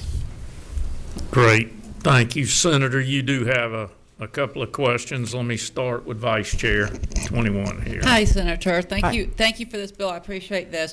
And I wanted to ask you, I know like it was pretty late on Friday when you did the last amendment, and I had some language on a charter school cleanup bill, and it was attached to another bill, but to confirm that we were able to, and it passed out of this committee, on Senator Still's bill, but to confirm that we have these provisions, just add that cleanup. Would you consider a friendly amendment to add that back in, just as we try to get these bills through the finish line, to make sure that we have that part covered this session? Absolutely. And you're speaking of the SESC cleanup language. That's correct. Yes, ma'am. Absolutely. So if I could ask legal counsel, that would be that would be the same version that it was Friday prior to that request, correct? Yes. We would need to continue if the bill gets a due pass. We could talk about amendment at that time, Vice Chair. Let's try number 18. Thank you, Chairman. Thank you, my friend. Hi, friend. But anyway, sir. Okay. Yes, ma'am. I know you said that this was discussed, but I may have missed that discussion, and I'm processing because I'm a numbers person, and this is not computing. So this first section, 18 to 31, current law, I guess, has 1/4, which is 25%. I'm just trying to see if I got my math together, of qualified voters. But what this language wants 10%. That brings me a lot of pause, because in some of our municipalities, the turnout is low. And to make this even lower, we could be disenfranchising the majority of the students in that district. So can you just help me understand the rationale from lowering the percentage of voters when we're looking to what it says, a local law establishing such independent schools? Yeah, so the 10% requirement is for 10% of signatures, and that is just to get it on the ballot. So one would have to get 10% of the electorate to sign a petition to get it as a referendum. And then it's put on the ballot, and that's when the whole city can take a vote. It's still kind of low, but I hear you. Number 29. Right here. Thank you for bringing this legislation. Just clarifying with East Blos having been voted on and have specific fund uses targeted, they have to list it. Is there any concern about how this language is written? I just want to make sure, obviously, it can't change anything that's already been voting on, so it'd only be future East Blosts, and they would have to specifically outline which project at that locally owned property or that local charter. Would this also include state charter schools not approved by the locals, or it's only those local charters that are approved by the locals? It's the latter. They cannot include state charters in their East Blos determinations. It's only for the locally approved schools that are in that district. Okay, all right. Sorry. The language that you had, lines 17 through 31, that was actually in another bill that we just heard. That's right. Is it necessary to have them both? I'm just asking the question. I don't. Okay. Depends on if one of them doesn't pass. I got you. Okay, I'll let it fly. I don't want to be in time. And we're going to go all the way to number 2. Thank you, Chairman. Senator, thank you for the bill. The lowering the requirement. I know Rep. Carter just mentioned the uneasiness she has with that. It's similar to the conversation we had with Chairman Hickman. Every city's not created the same, and these are big, significant decisions. And so while 10% might not be much in my city, someone else's city, that might be a pretty low bar to clear in order to start this process. And so I know you and I have had a great conversation offline about my concern around this. And Rep. Glaze, I'm not sure if you had a specific amendment in mind. I don't, but I still have the same concern in reference to the percentages and the different sizes of our cities. But I didn't do enough to know. Talk into the microphone, please. I actually didn't know enough about how many cities have charters that are local charters. So I don't know if I have enough information. Does anyone have the information on how many local charters we have around the state? If I may, it's two different issues. So you're speaking about the referendum language, right? Yes. So it's important to point out that, this is, in my view, the ultimate form of accountability. If there is an issue, a major issue in a school district, as we've seen recently, this allows for the community to say, hey, we need to make a change. And yes, it is a big change. And so that is still put up to the full electorate in that city to make that determination if that is what they want to do. They can vote it down. Even if I get the 10% of the electorate to sign a petition, it's still up to the whole city to make that decision, and they can vote it down if that's not a change that they're comfortable making. Okay, back over to 28 on this end of the room. Thank you, Chairman. Section 4, line 60 through 66. So I need some clarification if you could help me here. Yes, sir. Is the intent in line 64 that local systems shall have no obligations, the intent that they're not required to, or are you trying to restrict it? What we're trying to do is make sure that this stays in the public space. So if, for example, a charter school facility is owned by a private company, we would not be putting funds into a private facility. But if it is owned by the local district or the charter school, which is a public entity, they can be included in the East Blos allocations. Okay, follow up, and I may need help from Ledge Council on this one. So is the language shall have no obligation to doing what he is? Give us a line number. Line 64. I'm just curious if shall have no obligation to. That doesn't sound like we're trying to restrict it. It sounds like it's they can do the other. Am I misreading that? Yes. Representative, that is correct. This is not a prohibition against the expenditure of those proceeds for such purpose. This simply says the obligation provided for in this subsection does not apply to the private entities. So in other words, it does not create an obligation, but it also does not provide for a prohibition. So based on the intent of what you're trying to do, maybe this language should be adjusted. That's just a question. Yeah, I'd be fine with an amendment. I just don't know what word would work better. So we'll leave it up to come legislative back to council. any amendments we do to it. I want to keep the discussion going. Number 3. Thank you, Mr. Chairman. Quick question. When the voters inside that city decide to do away with the school system, what happens to the debt that they have? Does that go to the county school system? So I don't know the exact answer to that, so I don't want to profess that I'm going to give you the correct answer. So does anybody know? I'm just curious if a city runs, because I'm assuming we're talking about city schools. Right. And yeah. you can't create any new ones. So if a city school runs it into the ground, does the county then pick up the obligation? Yeah, I know we've had consolidation before, but I don't know if somebody from Department of Ed or Ledge Council. I think the answer is yes. So I mean, because at the end of the day, the city gets to decide, not the county. So the county has to take them back and all that debt and obligations that happened before then. And so that would be probably one of the only concerns that I probably have is just that liability that I have to take on. So yeah, that's fair. Okay, thanks. Yep. Number 4. Thank you, Mr. Chairman. Thank you, Senator. For sake of a definition, what is the terminology no less favorable? Yeah, so that is the language that's been used for over 2 decades as it relates to charter school funding. And so school districts should be very familiar with how to apply that, because that has been the history of the state. And so that is what is used for title funding already for charter schools. It's already precedent.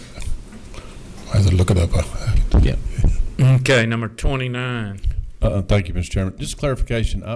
My understanding is that currently, if a local charter has been approved, that school boards can include those local charter, locally owned facilities in existing East Blast.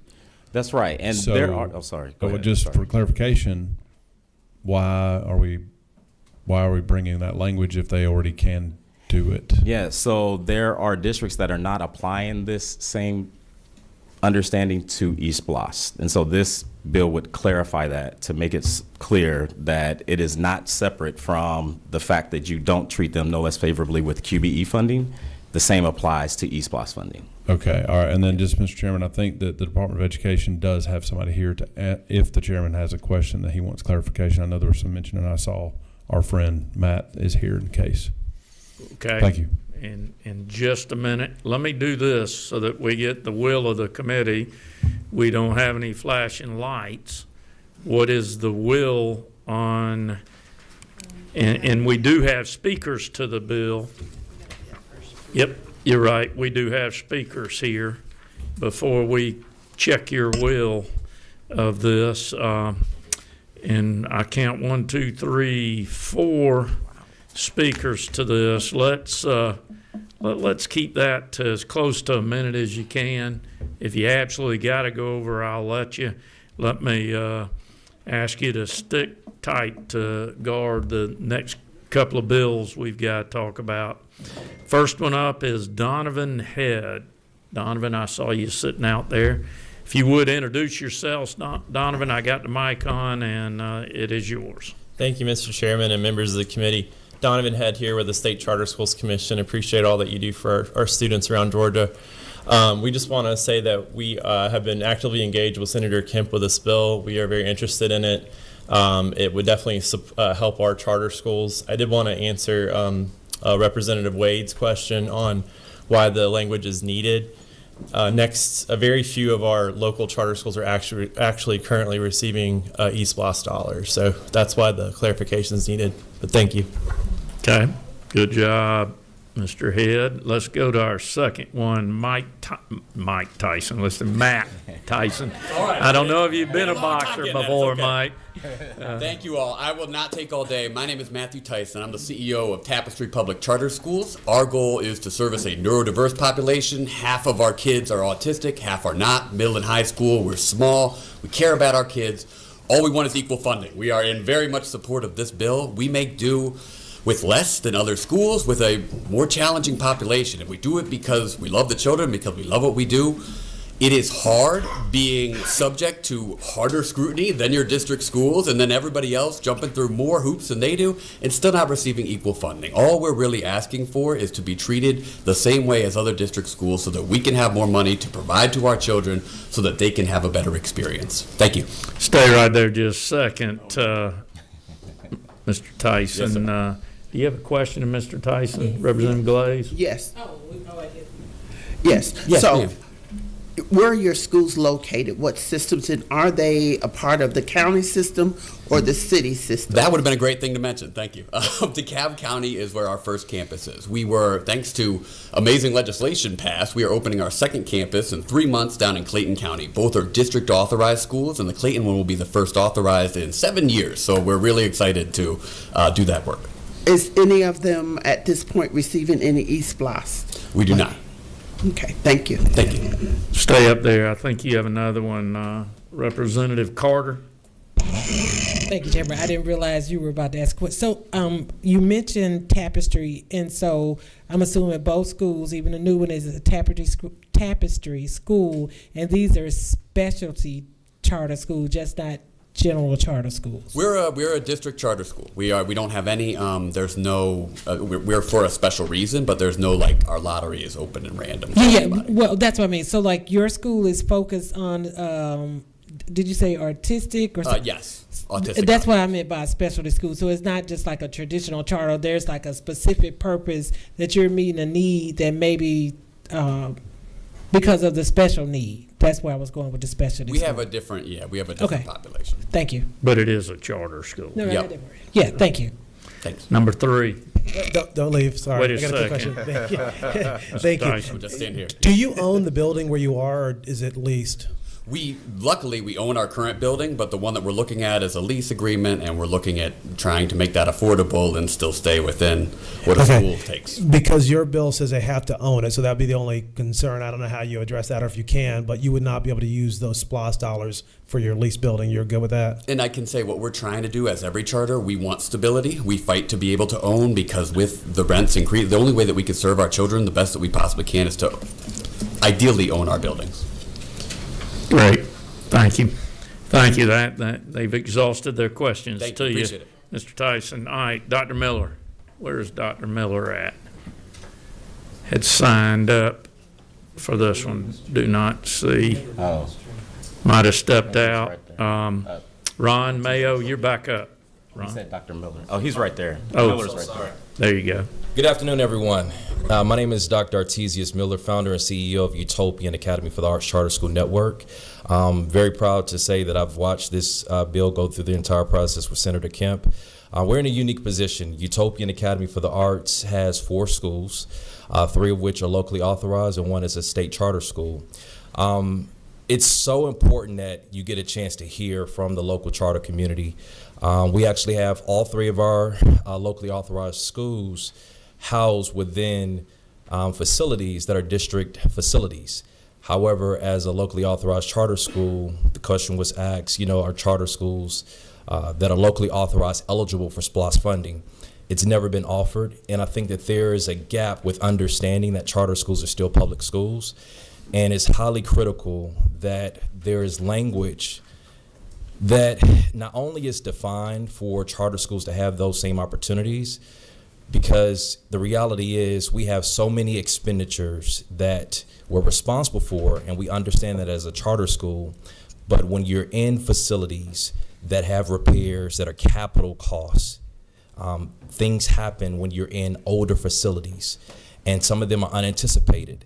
And so it's really important that when dollars are made available to the traditional public space, charter schools are also at the table, because the needs are real, they're very consistent, we're all serving the same population, and it will be detrimental if locally authorized charter schools that are operating in district facilities were not given the same opportunities as traditional public schools. It would be great if we had a new building that was constructed, but the reality is East Splosh covers repairs and modifications that are necessary for the maintenance for public education. And so I'm more than welcome to answer any questions that you might have, but I've watched this bill specifically, and I'm speaking on behalf, I'm sorry, for Section 4, but more than willing to answer any questions that you might have. You do have a couple of questions. Number 12. Thanks, Mr. Chair. This may be for the author, I'm not quite sure, but for it to be included like within East Splosh, it would have to be directed in this East Splosh referendum, correct? That's to right. make sure it'd be approved or whatever else. So the voters would know what they're voting on when they see it. That's correct. Okay, thank you. And you got one more, so stay up there, Dr. Miller. Number 14. Yes, thank you so much. Yes, ma'am. I'm trying to understand, how are you going to get the facility support in the East Splosh that usually is coming from the county? Right. So how does that work, that you're going to be able to, if this bill were to pass, then how would the process work? How would you get the bill? Maybe this is for the author. I'm not sure. I can chime in. So just as a practitioner, I think the biggest thing is first setting a standard for the facilities department with all of our local school systems that charter schools are eligible for SPLOST funding, because we now have it, built into the law. I think that there would be assistance that would be offered from the State Charter Schools Commission now that it governs both state charter schools and locally authorized charter schools, so that there is an understanding for what gratuities are now extended to charter schools. So we had somewhat of a transition in recent years where the Charter Schools Division of the Georgia Department of Education transitioned to the State Charter Schools Commission. And the State Charter Schools Commission has done a really great job of being able to identify the understandings of public charter schools locally and state authorized.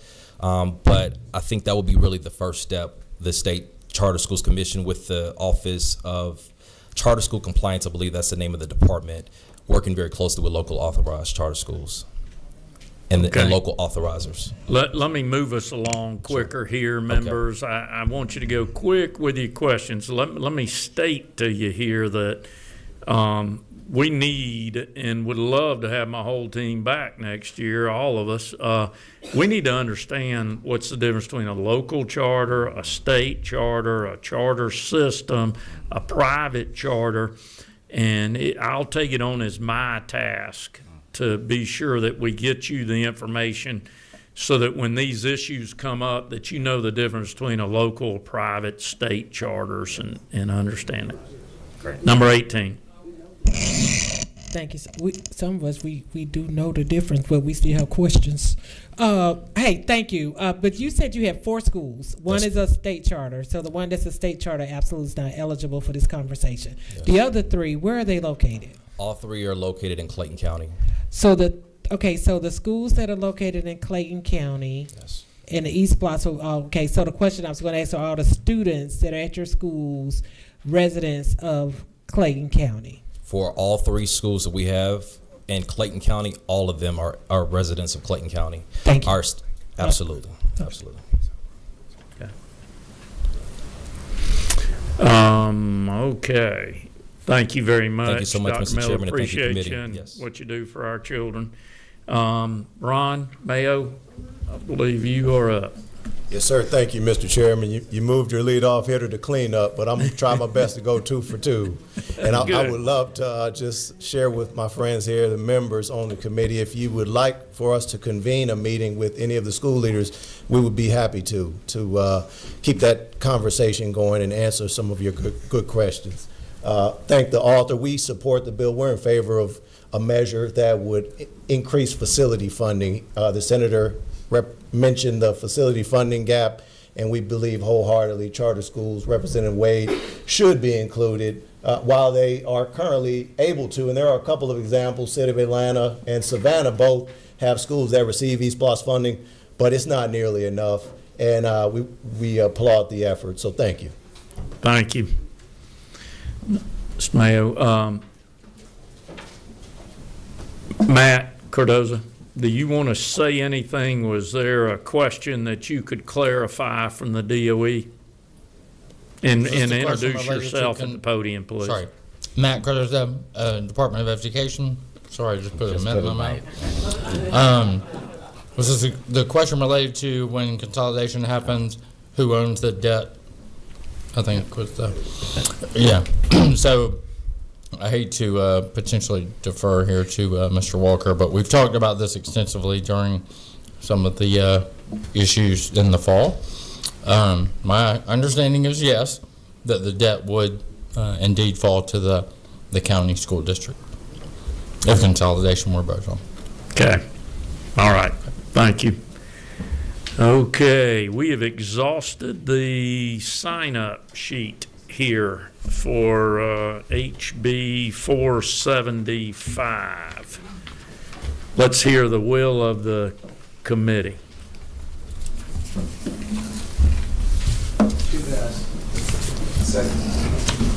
Do pass? Is that what I heard? Yeah, now discussion. Okay. And then discussion. There we go. We got a do pass. Do we have a second? We have a do pass and a second, and we've got some discussion. Let's start with number 3. Thank you, Mr. Chairman. I guess my concern is related to how do you consider equitable? Because anybody that's been through a SPLOST knows that certain parts of the county will say it's not equitable. And does this give the ability for that charter school to sue the district? And then 2, if the school, and this is a question, I guess, it says the district or the school has to own it. So what happens if that charter school closes? Where does that building go? Does it go to who does that building go to after if they close? Yeah, so I don't know the specific answer to what happens when a charter school closes, who technically now owns that building. That'd be a question for Donovan or Matt. Yeah. The school system. All right, there we go. So it goes back to the school So it system. So we're talking school buildings. Right. That's Okay, right. so the only concern then really is kind of like, does that give them a ability to sue the school system, or they just treat it like everybody else, get in the room and make their list? I mean, the expectation is that they're now considered. So right now what is happening is school districts are arbitrarily excluding charter schools from even consideration to be put on the list, which then goes to the voters to decide. Okay. Number 28. I would like to propose an amendment. Hopefully it's a friendly amendment. Okay. State your amendment. Line 64 says that a local school system shall, and then the following words, have no obligation to. Strike those and change it to not expend. So have no obligation to becomes not, so shall not expend.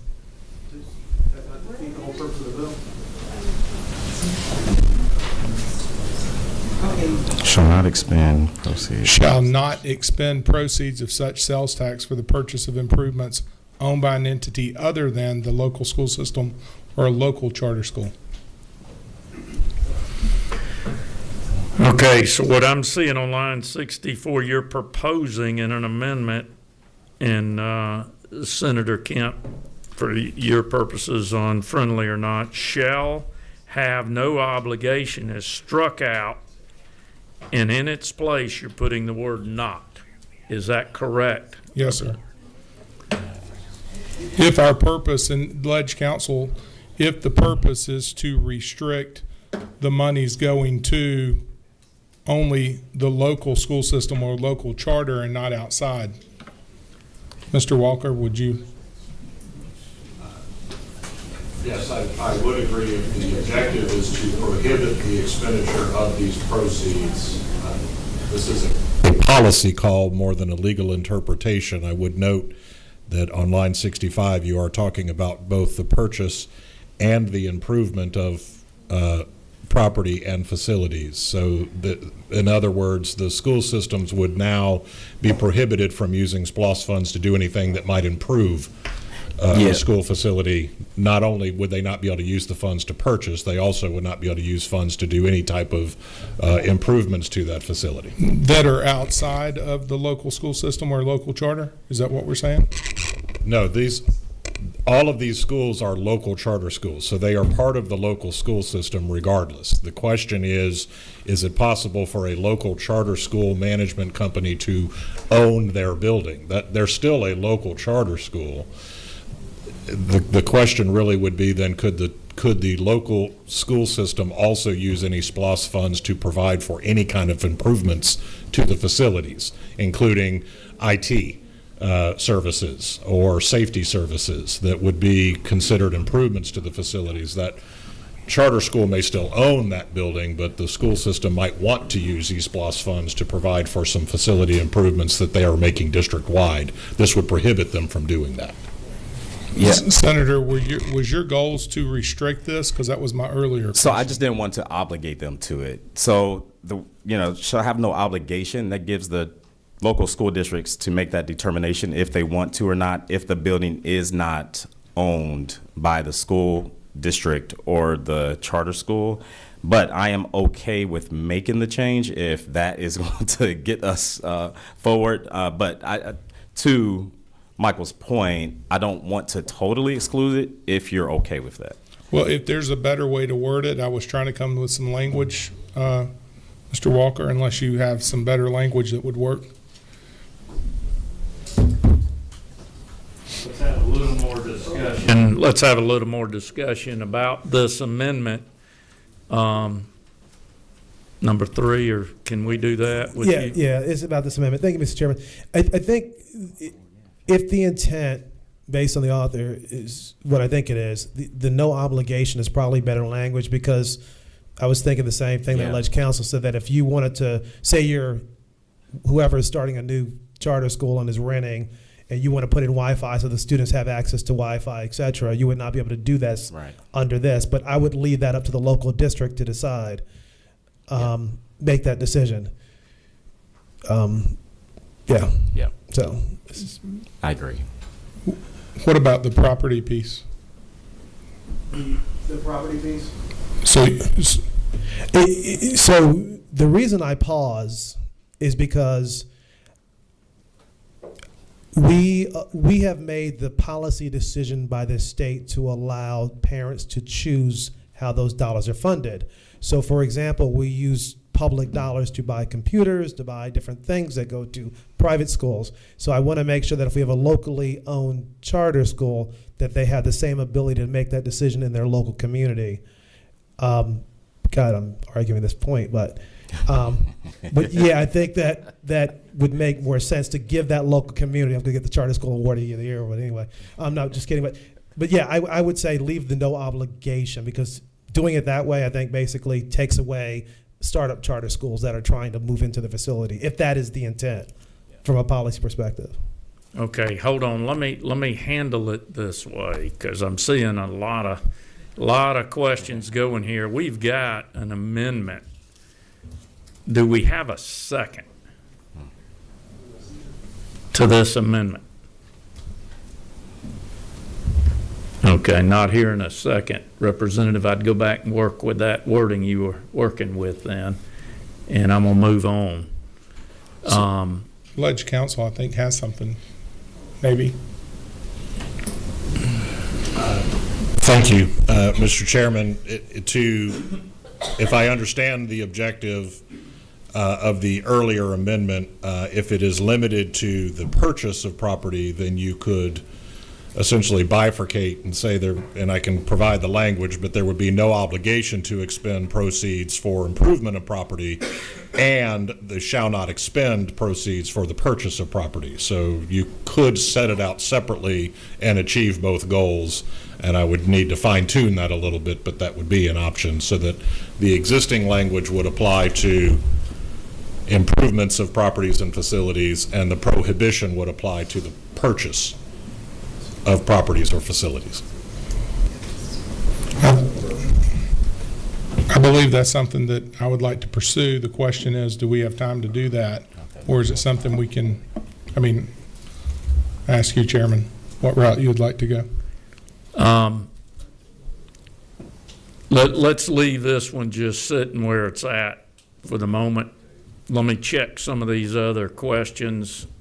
To be honest with you, members, you know very well we could come back at another meeting. It could bring you back on this issue tomorrow morning. We might do one of those 6:30 in the mornings if it's that important.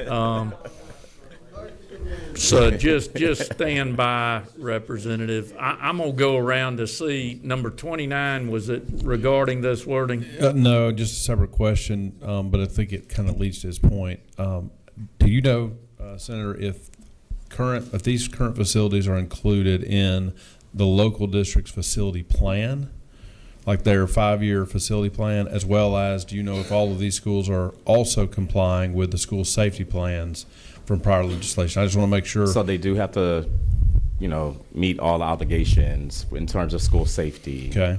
They're not all being included in the facilities plan. Okay. That's all right.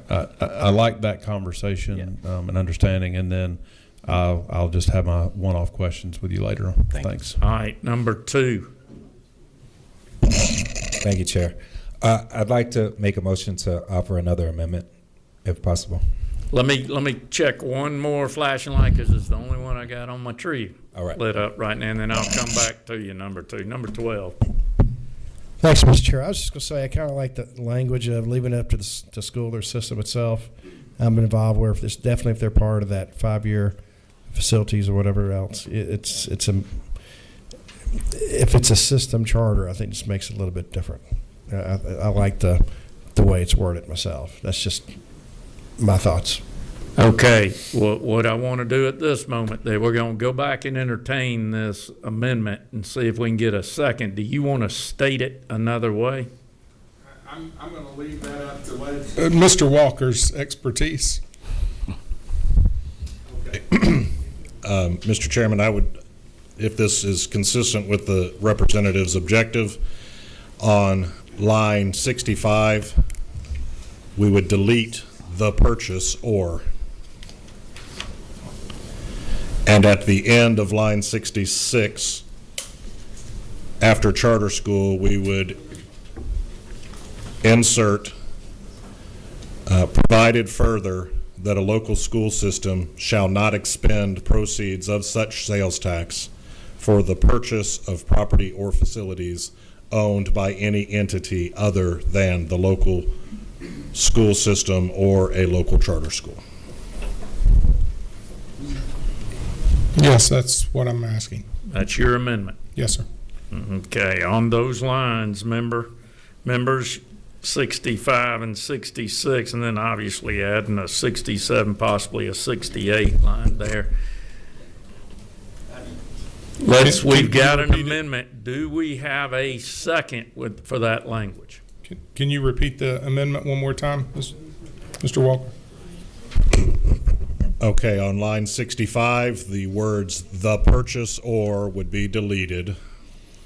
And on line 66, after local charter school, we would insert, provided further, that a local school system shall not expend proceeds of such sales tax for the purchase of property or facilities owned by any entity other than the local school system or a local charter school.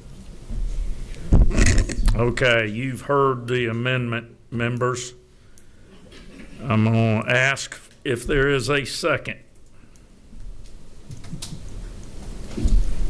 Hearing none, that amendment will die. Then we'll leave the bill the way it is. Let us see. We had number 2. I believe you were going to amend. Yes, sir. On line 25, I would like to make a motion to strike out 10. I know there was some concern around dropping that petition requirement too low, and in an attempt to meet the author more or less halfway, I'd like to replace 10 with 20, if the author is open to it. Senator, would you view that on line 25 from 10 to 20 as a friendly amendment? I'd be open to it, and it could be friendly. My only question would be for us now having competing language and what So. I don't have that much favor with the governor. Yeah. Yeah, I'm with you. All right, Legislative Council. Yeah, just to answer the question, it would be whichever bill the governor signed last would be the operative language. That's correct. Well, I can't control how he signs, so no. Yeah, I would rather leave it just to be safe. I'll withdraw. I don't want to put him in that conundrum. Okay, he's withdrawn his motion. Yeah. All right, seeing no more questions, so we can move along here. Let's get prepared on this one to vote, members. We have Senate Bill 475, which is reading from LC 492848S.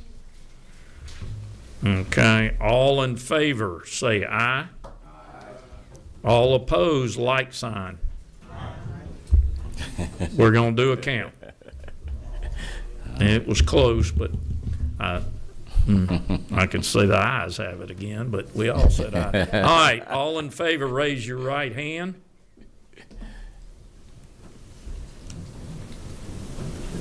I got 11.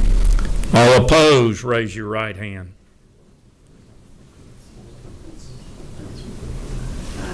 Okay, it carries. Your bill carries. Who is going to carry this for you in the House, Senator? Your esteemed Vice Chairman. Okay, Representative Rice. She's getting a workload for her set up for this week. Fantastic. Good job. All right. Thank you. Be sure to get your rules sheet signed. Appreciate you. Thank you. Okay, we're going to keep going and try, members, move quickly if we can and get into that higher gear. There we go. We got Beth Camp, Representative Camp, come out here. Chairwoman Camp and Persinger. Let's see, we've got Senate Bill 431. I know y'all been through some changes.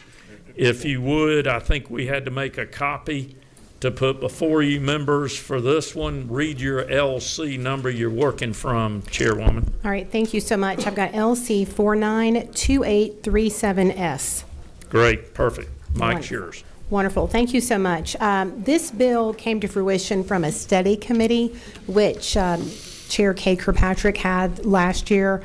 One thing that came to light was there was challenges in some districts not enrolling students based on federal law. ESSA, ensuring educational stability and success for children in foster care. And so I'm very appreciative to Senator Kirkpatrick and to Representative Persinger. We've worked together on this to establish some definitions, not to be contrary to the school safety bill, but to be an accompaniment to the school safety bill. So the first part of the bill goes through a litany of definitions, including charter schools is on there actually, and then it kind of talks about the definition of a school day and a school business day. And I think it's important on line 42, a school business day includes, but it's not limited to, school days. It means any day except Saturday, Sunday, and a legal holiday. So, in doing further research on this, in this document, Ensuring Educational Stability and Success for Foster Children, which is put out through the Federal Department of Education and the Department of Health and Human Services.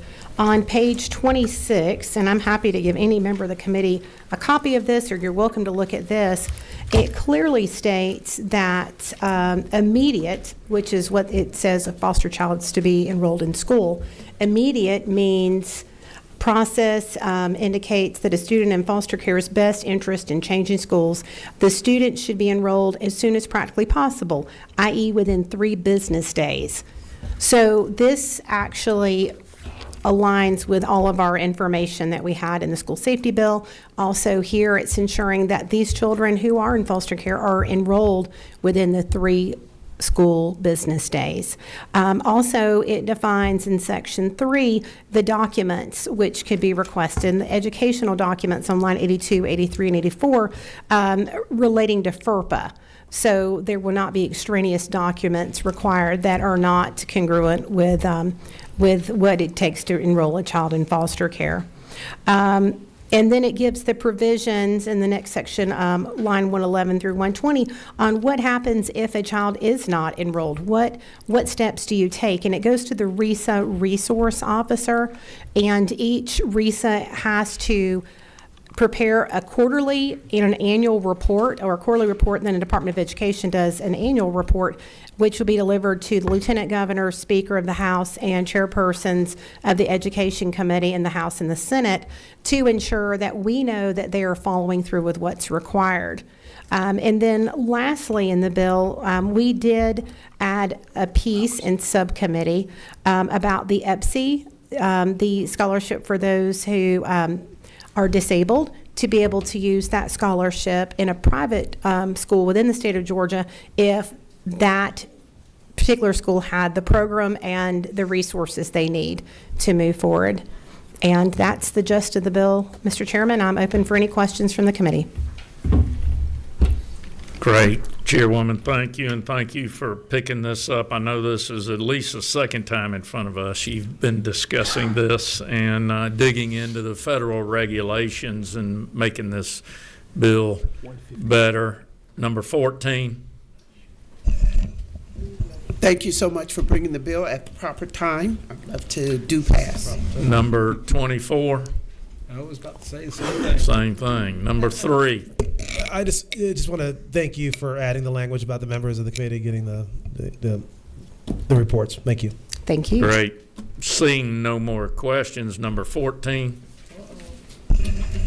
We'd like to have a due pass for SB 431.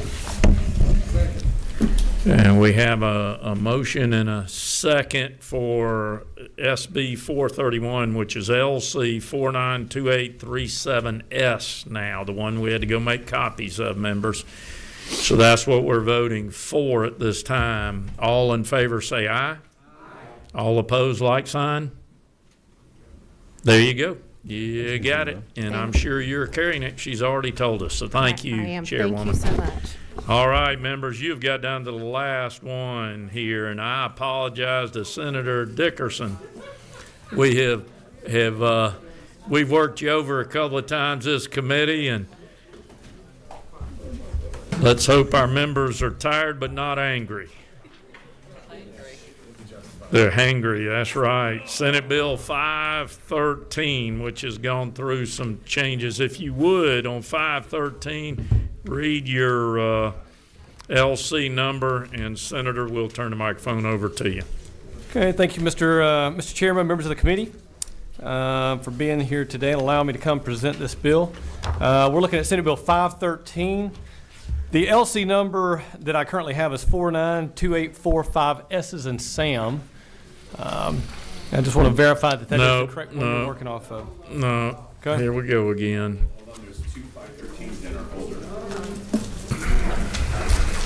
Mr. Chairman. Stand by, members, while we get.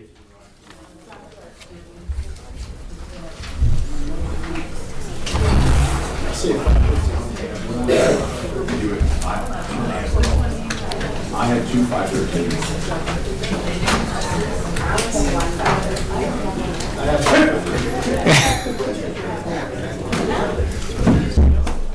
Ma'am? 492845 S's and Sam. Now, there was another one circulating this morning, but I don't have a copy of that one.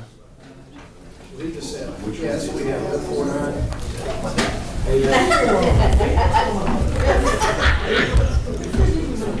I've got 492845S.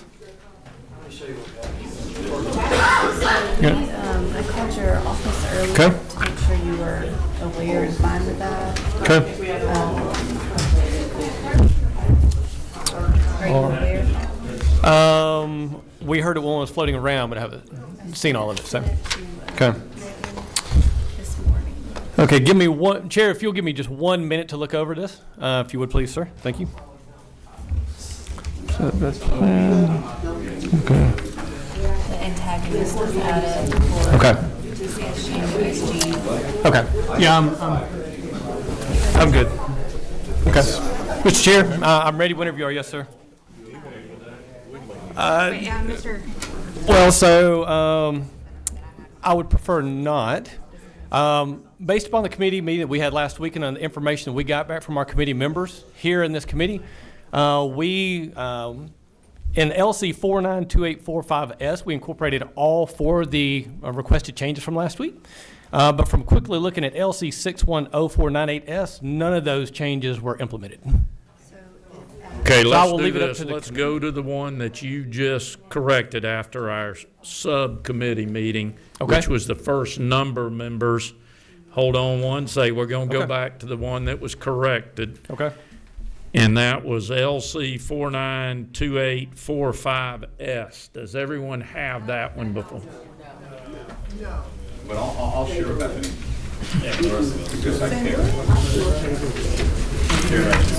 On this side of the room, do we have 2845S? Yeah, so we didn't make that recommendation. Request. Yeah, that's the one I got. Yeah. So that's why they were floating. So it's, I'll leave it at the will of the committee, whatever you want to do. I just want to make you aware that none of the requested change from this committee is on LC 610498S. But we'll work off whichever version the committee wants to work members, off I know you're going to have to take a deep breath. Let's make copies of LC 492845S, which was your original corrected sub. That is correct, Mr. From Chairman. your work with this guy, or with this senator, excuse me, and Thank you, Mr. Chairman. we will ask you to discard the 610498S for the time being. We're going to go to this one. LaShawn, if you would you make the copies? That one you don't want to make copies, I have notes in it. She's got notes. I'm just trying to find that. Just stand by, Yeah. members, Yeah. while we run a quick few copies. I do not. I do not. I'm sorry about that.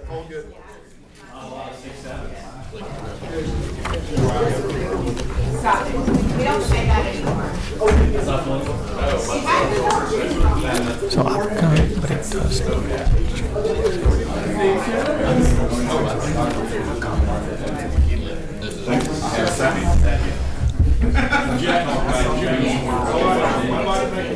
Yes.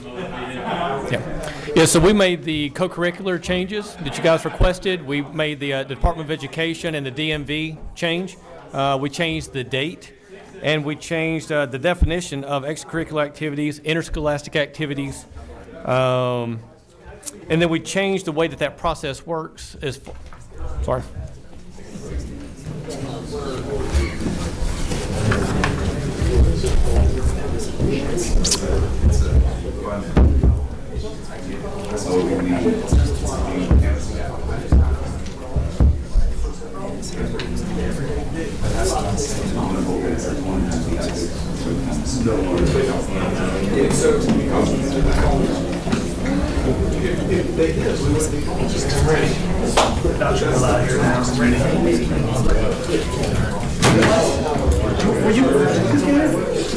Whoa, whoa. Your fault. Which one? She wasn't here. What? That's why I looked at the audience. I was like, you guys. I went from charter school. The thing is, she's yelling at me. She's yelling at me. I know, but she's yelling at me. I mean, you probably should be, but it doesn't. Point that out. Which one? Mariel is. I defer to the knowledge of the. Hey, Shay, look. Oh, yeah. Did they take out that weird? No, because he's already.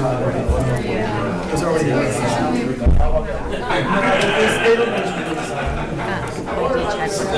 It is. This is the version that I printed out. The one you have. So I don't know. I had a big stack of it.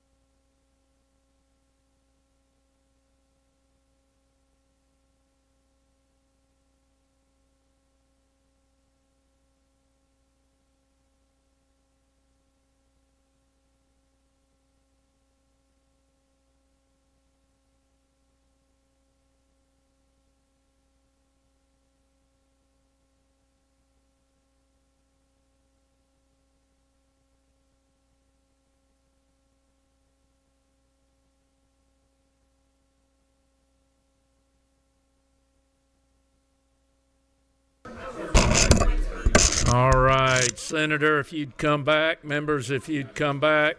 Luckily, we still have a quorum. Let's continue the meeting. Thank you.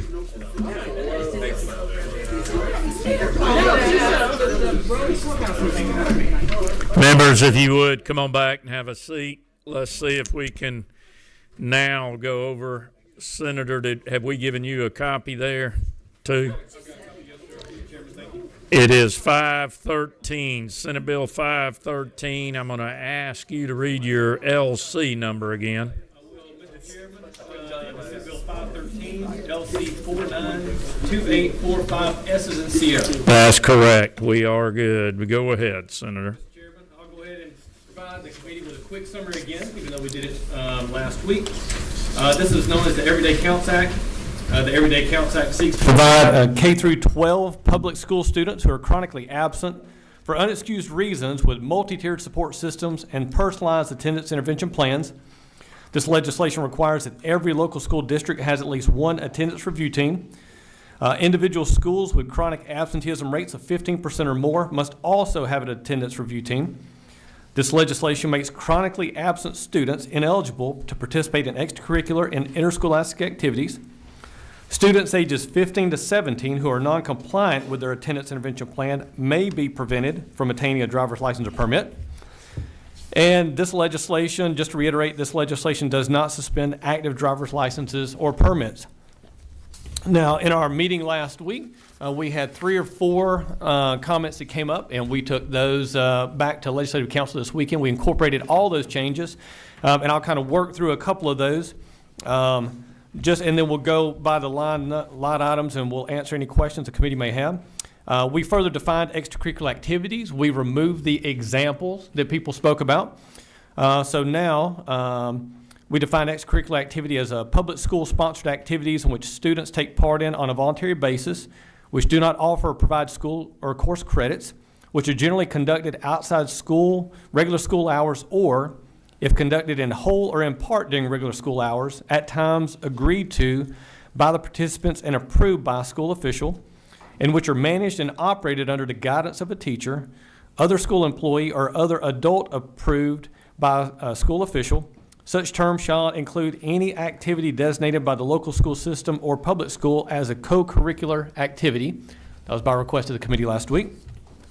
We further defined interscholastic activity to mean extracurricular activities, public school-sponsored athletic programs, and other public school-sponsored programs that are sanctioned or supported by a statewide interscholastic activities governing body, including but not limited to an athletic association.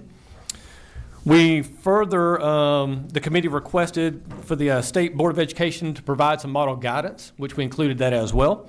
So by July the 1st, 2027, the State Board of Education shall approve model policies and guidance materials to assist local school systems and public schools with establishing policies and procedures that meet the requirements of subsection B of this code section.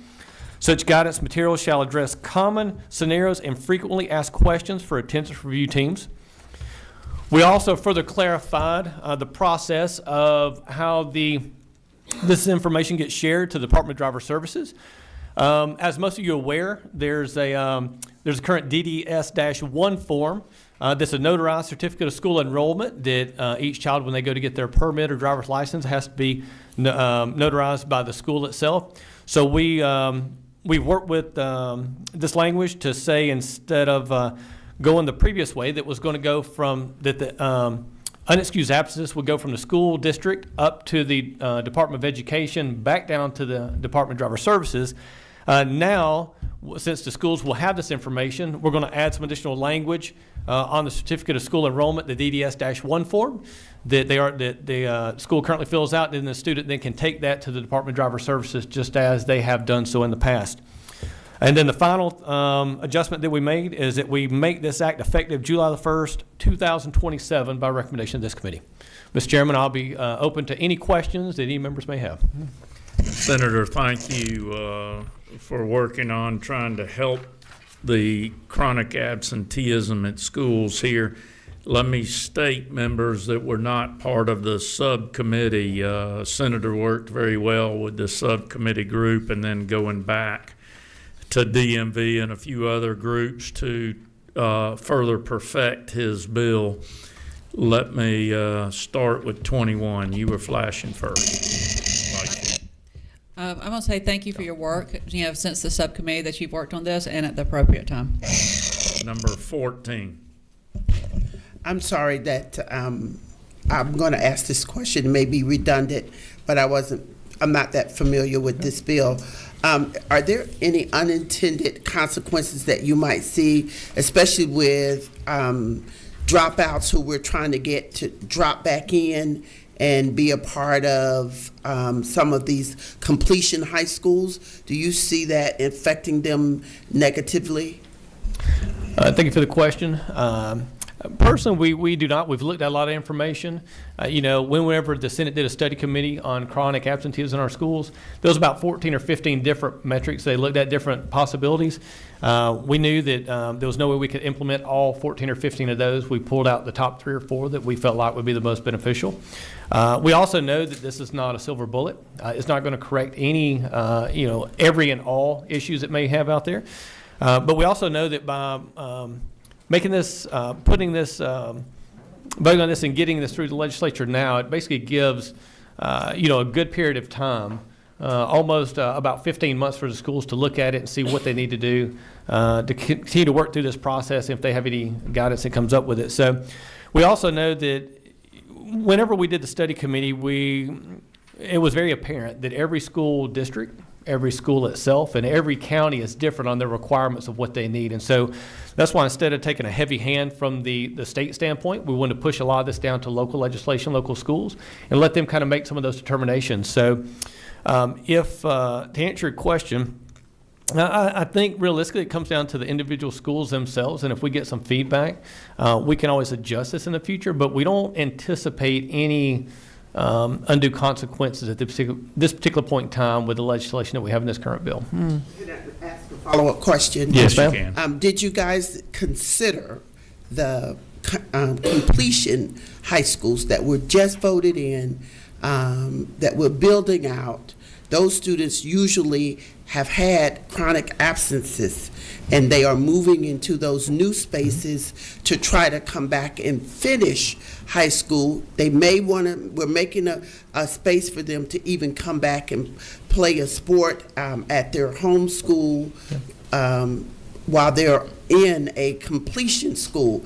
So I'm wondering if that then flies in the face of those students who may have to come to school at night, who have jobs, who need transportation to get there. I'm wondering if that group of students would be adversely affected by this. Did we strongly consider them? It doesn't sound like it, and therefore I'm concerned about this including that one target group, that we're trying to target them to come back to school. Okay. Yeah, thank you for the question. I think it's a great question. We've researched and thought about it. One of the reasons that we thought about pushing this effective date out to July the 1st was for any of those type issues. And I think, and I said this previously, and I really think it's, while we did consider some of that, we think it's going to be a very small percentage of the population this may particularly affect. And at the same time, it's up to the schools themselves to determine what is unexcused absence and what's just an absence. So, if we have some of those situations, it would be the school's determination if they wanted to mark these as unexcused. So while I understand, what the point of the question, kind of working through that process, I just don't think, basically what we've seen in the study committee that we've worked through, that it's really going to affect that amount of the population. It's going to be a pretty small, minute in all aspects.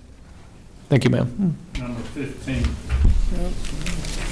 Number 15. Thank you, Chairman. Thank you. Senator, I don't like your bill. I think it's too punitive. I think it's not taking into consideration some of the vast reasons why children are missing school. Back when I was a kid, it wasn't as tough as it is now, right? So children were missing school because they're just shooting hooky. But today, there are socioeconomic problems that children are facing that they are not responsible for. And if we're going to just lump everybody into this one big basket that, oh, you're chronically missing school, so therefore you can't play sports, you can't do this, you can't do that. I'm like, are we the politicians of no? Or I don't understand where the heart of all of this is coming from. That's my question to you, please. Again, yes, ma'am. I'll thank you for that question. So one of the reasons that we push it down to local legislations, we know that every school is different, the requirements. What's in Dooley County, the requirements there, and the demographics are much different than what's in Cherokee County. And so really it comes down to each school. And to be clear, I know we spoke about the other day, is it's up to the school to come up with the work through that intervention plan, and it takes the student and the parent in consideration. They have to come in and sign off on the form. So whenever they deem a student is chronically unexcused, what happens is then the school would request the student and the parent to come in where they could evaluate that process. If right off the bat, the student is not penalized from that standpoint. The penalty ones are coming in if they don't come in and at least hear the intervention plan and sign off on it. And then there would be, again, this is a multi-tiered approach. So then the second tier would be if they came in and they signed off on the intervention plan, but they didn't follow it at all. So the thought of this bill is not to be, is to penalize them right off the bat. That's not the plan at all. But at the same time, we also know that, the current absenteeism rate in the state of Georgia, statewide, is 19.5%. It's over double what it was before COVID. We've tried a lot of different measures. Since then, it's been 6 years to get that rate back down, and it really hasn't come down back to where it was pre-COVID. And with that, we also know that when we're looking at a lot of these students, these are our future educators, legislators, doctors, lawyers, leaders of the free world. And so at the end of the day, you can't learn if you're not in school. And so we have to, while in all aspects, I'm always more of a carrot person than a stick person, but also know that we've been working on this for 6 years to try to lower that absenteeism rate, and it just hasn't gotten down below where it was pre-COVID. So for me, I'm trying to look out for the students of the state and to make sure that they get the proper education and time and materials that they need to do to be successful in life. We're going to keep working around the room. Number 12. Thanks, Mr. Chairman. Senator, thanks for this bill. I just want to say thanks for the changes. I think you made some good changes over the weekend. I do like the flexibility for the different school systems because you may have different thoughts throughout. But still, what I read in there looks like you do give some, especially for the teams that are convened, some options for them. And so that's where I think you can state your case for them to be a little more active if they make an agreement or sign another contract or something like that. So I do like the flexibility. Thank you. Okay. Thank you, sir. All right. Number 3. Thank you, Mr. Chairman. What is the penalty for driving without a driver's license? You know what? It's been a long time, and I have no clue. Okay, I mean, because I guess they can't get a driver's license if they are chronically absent and not on a plan, right? Is that the intent? Well, what it would do is it would temporarily suspend their availability to do that. Okay. Do you think, and this is just a question, do you think they're going to stop driving if they're not in school? Or are they going to, I mean, is this going to stop them from driving, or is this going to make them go to school? Oh, well, okay, so I'm assuming your question, and let me clarify this. Are we talking about a student that currently has a driver's license or one that does not have one yet? A student, let's say a student that doesn't have one yet. Okay. So they're about to get their license, they're whatever age. Okay. Are they going to not drive, or are they going to drive even with this bill? Because if they're not going to school and we've tried everything, or is this going to keep them off the road, or are we just going to make it so that students that are not in school are now meeting with law enforcement because they're doing something illegal because they weren't in school in the first place? Is this going to spiral them out of the way? Well, and great question. From that standpoint, is it does allow us to continue to get some data over the next. Again, we've said before, this bill is not a silver bullet. This is, if we enact this bill, it's not going to take absenteeism down to zero. We know that. That's not going to happen. But what we've looked at is over the years is the various approaches we can take in implementing one thing here, one thing there to try to, again, continue to kind of get that process down. And so I would recommend to go ahead and wait and let's just see what the data shows us over the next 12 to 18 months and kind of go from there. And if we need to make some changes, nothing says we can't come back in 27 or 28 or 29 and make some additional changes to this. This is the real flexibility. Last question, I'm sorry. What has been shown to improve absentee rates? Well, so the most effective ones that we have, that based upon the Senate Study Committee, were the 3 or 4 that we implemented here. That's from what we saw. There's a lot of other ones that continue to look at. But again, these are all singular issues we can look at. And every situation is different for every single child from that standpoint. And what may a plan or a situation, or like, let's talk about the driver's license, that may help. Call it 21% of students out there that are chronically absent. Is it going to help? Is it going to make every single student that's chronically absent go back to school? Probably not. But it's going to send 80% to jail. Well, that's their own personal choice. I mean, if we're talking about that they don't have a license yet, then I'm not really sure how they'll be driving without a license if they didn't have one to start with. Let's go to number 26. Thank you, Mr. Chairman, and thank you, Senator, for making all of the changes that we asked you to make.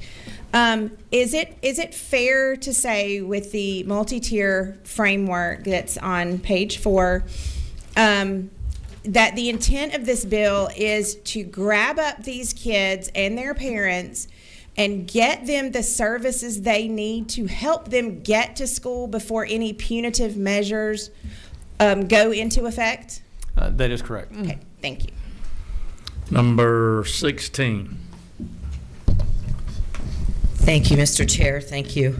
Thank you, Senator. I can almost see you. I'm looking at lines 102, 103. I don't know when, and you'll have to educate me, when in the school year are absentee rates decided? Like, is it after a school year has passed and you say, okay, for the past school year, you had an absentee rate of blah, blah, blah, blah, blah? When is that actually, what point in time is that decided? Yeah, if I will direct the representative's attention to line 46, 47, 48, 49, and 50. Okay. That's when it will stipulate of when that, it's a rolling snapshot of time. It's not one specific date. Okay, gotcha. But if the whole school system has or the whole school has a chronic absenteeism rate of 15% or higher, so that would be determined by that, 5 absences after 50 days. If 15% of their student body at that 50-day into the school. Yeah, well, yes, ma'am. The thought behind this legislation and the spirit of it would be just a rolling number as throughout the school year. Okay. That the schools would, and it would really kind of be up to their choice. We would recommend every week, no less than once per month, to look at that rolling average for their particular school and make that determination. And a follow-up, if I may. At what point do they roll off of it? Like if for a couple weeks they get better, do they disband the review team, or at what point have they hit the mark? Yeah, understood, and I think that's a valid question. From my understanding, and the way that we drafted it was that they could roll off at any particular point in time once they get under that 15%. Okay, so no, like, hey, you have to hit this mark for X many weeks or months. That's right. Okay. That's not exactly the thought process how we drafted it. Again, we kind of leave it up to each school itself. And I would assume, based upon just my past work history, if you're at 15.1% today, you're not going to drop to 14.5 tomorrow. I mean, there's going to be a period of time because of the number of students that are there, the average you're looking at. It's just going to take a little bit to kind of, move and turn that ship around. Right. Yep. Thank you. Number 25. At the appropriate time, sir. Number 14. Thank you. I'd like to make a friendly amendment. I just don't see where we have made provision to help our students that have already been out of the school system and are coming back into our completion high schools, and making sure that we don't cause more problems for them as they probably work now and need a driver's license. And I don't see where we made any provisions for even students who might have chronic illnesses. So I'm not sure, but I certainly want to make sure we protect those students that we've just made a way to come back to school, giving completion schools all around the state. And I don't want them to be affected by not being able to drive, go to work, and be online to go to school. Be thinking that if we get a motion and a second, we can discuss an amendment. Number 22. Thank you, Mr. Chairman. I want to ask you kind of a friendly question to sort of tease out what I'm hearing are some concerns here, and potentially valid concerns. You know, students nowadays are under a lot of different stress and pressure than maybe we were when we were kids. Some having to work to not only support themselves, but maybe even work to support their families. And so the concern is if their license is on hold or they're not able to access, they say they don't have a license, they can't get a license to drive to work and all that stuff. I guess what do you say to that concern? Just maybe address that more directly. Yeah, you know, so the reason and the way that we have it drafted is a lot of these decisions come down to the school district or school system itself, and that was one of the main reasons that we wanted to make sure that it wasn't just a student and it wasn't just the school itself. We wanted to make sure that the parent was involved, because every child's home life is different from one house to another, and so it really comes down to the school itself. There is no hard and fast rules on this, basically saying, hey, every time they're out, it's going to be unexcused. That's not the case. The point of the attendance intervention plan is to make it a personalized plan. This is not one cookie cutter plan that fits every student in every home situation. So whenever they come to the school, that's why in the language we drafted, to say that we want the parent present and we want the student present, as well with the intervention team, to where they can kind of hash out these details and really kind of find out why have they been absent. Is it because that they've been overly sick? Maybe it's because they're trying to they've got to work a part-time job to help support their family, and all those things are taken into consideration. So again, as long as the student and their parent are involved in that process, none of the other punitive stuff kicks in, right? Like that would be correct. They don't have to solve the absenteeism. They simply, it's a very low permissive threshold. They just have to engage with the, all we're asking is work with the school. And that's right. And the way that we have it drafted in here again is they just have to come sit with the school and go through that attendance intervention plan. Nothing says that they have to immediately go from be chronically unexcused to to not being unexcused. I mean, again, every student's home life is different. We understand that, and one of the things I could not even imagine. I see a lot of my nephews and nieces and everything that are in grade school nowadays and middle school. You know, what they face nowadays is unlike anything that I had to deal with when I was in high school. I'll be honest with you, even in middle school. So, we want to make sure that all those factors are taken into consideration, and that's why, again, we didn't want to play just a heavy hand from the state level and say, this is a requirement, this is the rules, and if you're X, then Y is going to be the punishment. Yeah, we want it to be down to every school system and school district itself to make that determination. We always say we can't legislate good parenting, but in some respects, we're just asking parents to do the minimum amount to be engaged. To be involved. And we know that, in order for anybody to be successful, specifically students, at those elementary and middle school ages specifically, is, that we want the parents to be involved in the process. We want them to be an integral part of their child's life and to help them through the educational process. So I think it would be unfair to say, hey, it's just a student and the school itself had these discussions. That's why we particularly drafted the language that said the student and the parent needed to be there, to where the school could get the full understanding and scope of what was going on.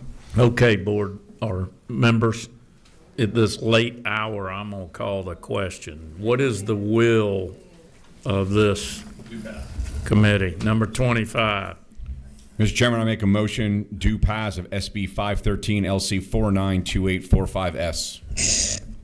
We've got a motion and a second. Number 14. I'd like to make a friendly amendment that we exclude the students from the completion high school. We know they have to drive to school.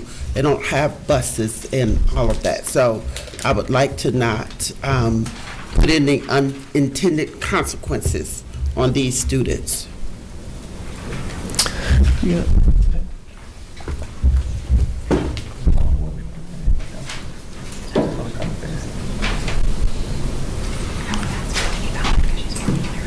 Let's state that one more time for the members. So I'd like to exclude the students who are in the completion high schools that we have already put into law, and allowing those students not to have this as a part of their, they already have enough on them to try to get to school and get back into school and to finish. So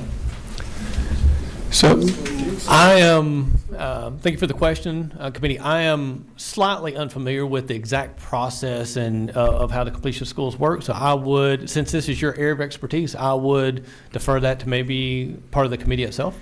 Yes, let us have some discussion with you. I'll add to that in a minute. So stand by on this amendment. We've got to, we got a second. Let me go to what I saw, number 12. Thanks, Mr. Chair. You may know better than I do. I don't think the amendment would hurt because I think they're going to have attendance contracts there anyway at the school, and most of them usually don't go at 16; they'll go at 17 or 18. I don't think it's going to hurt to bill it off. That was on there. I'm not sure if it's really going to help, but do what you think it might do. Either representative, I just don't think. I think that's going to be kind of a moot point just based on what's happening now at the completion schools. Number 3.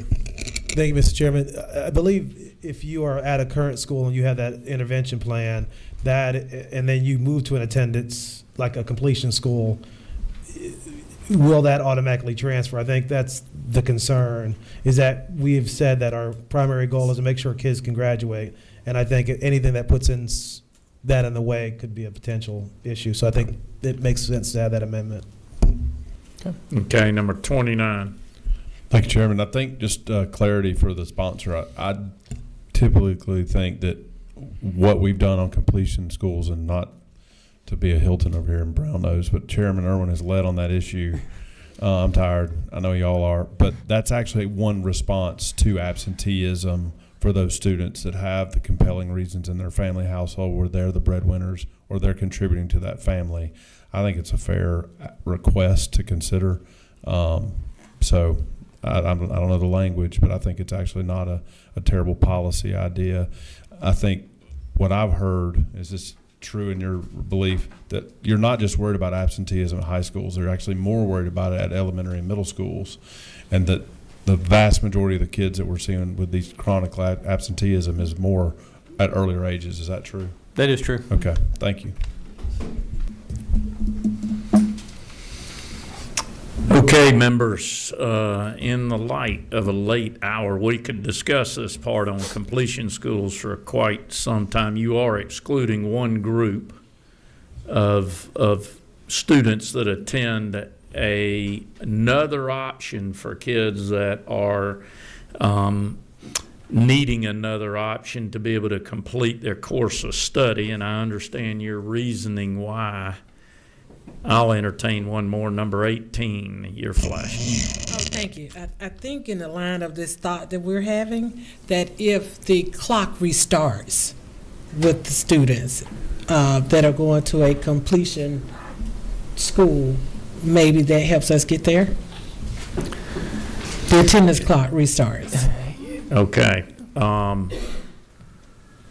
We could get way into the weeds of what an MOU is, way into it for how those students go there, what school they are coming from that holds the accountability for that child.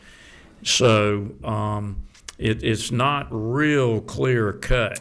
Yeah, I would agree. I would agree, Is what I would say. However, you sure, even in one child, not want to hold them back from getting their schooling because they could not drive to the completion school. So if the wording was correct and we could allow the schools to say, hey, if this is your option, we're not going to hold your license back for a chronic absenteeism. We're going to let you drive to the completion school and go get your license. Okay. Now, remember, the kid that is going to get their license in most cases are 16 years old, maybe 17, not 14, 13, 12. The kids going to the completion schools are 16, 17, 18. Most of those are going to have their license already. So again, we're talking about a small population. Michael, do you want to propose something, or excuse me, legislative council? I think it's appropriate to distinguish that we do have two categories of students who attend completion special schools. There are the students who are enrolled students, and there are the students who we call program students who remain enrolled in their resident school system. The language that I have proposed contemplates the enrolled students. This may not be the policy objective, but if you wanted to provide for completion special schools, you could add a new subsection E after line 118 that simply says this code section shall not apply to students enrolled in a completion special school established pursuant to Article 31C of this chapter. And then you would make a conforming change in the title on line 9 to provide for an exception.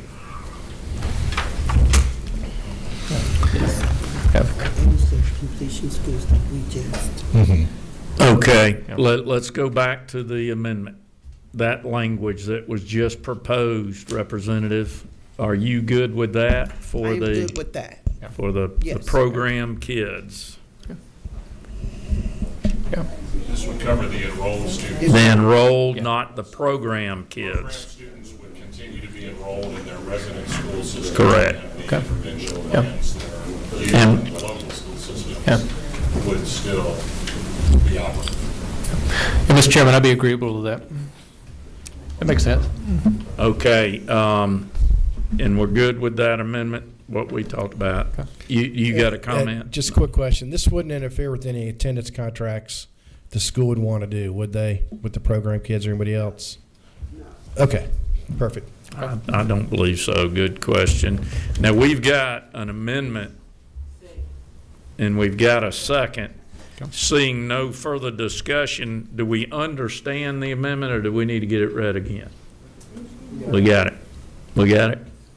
All right, we're voting on the amendment as read by Legislative Council down there to this bill. All in favor, say aye.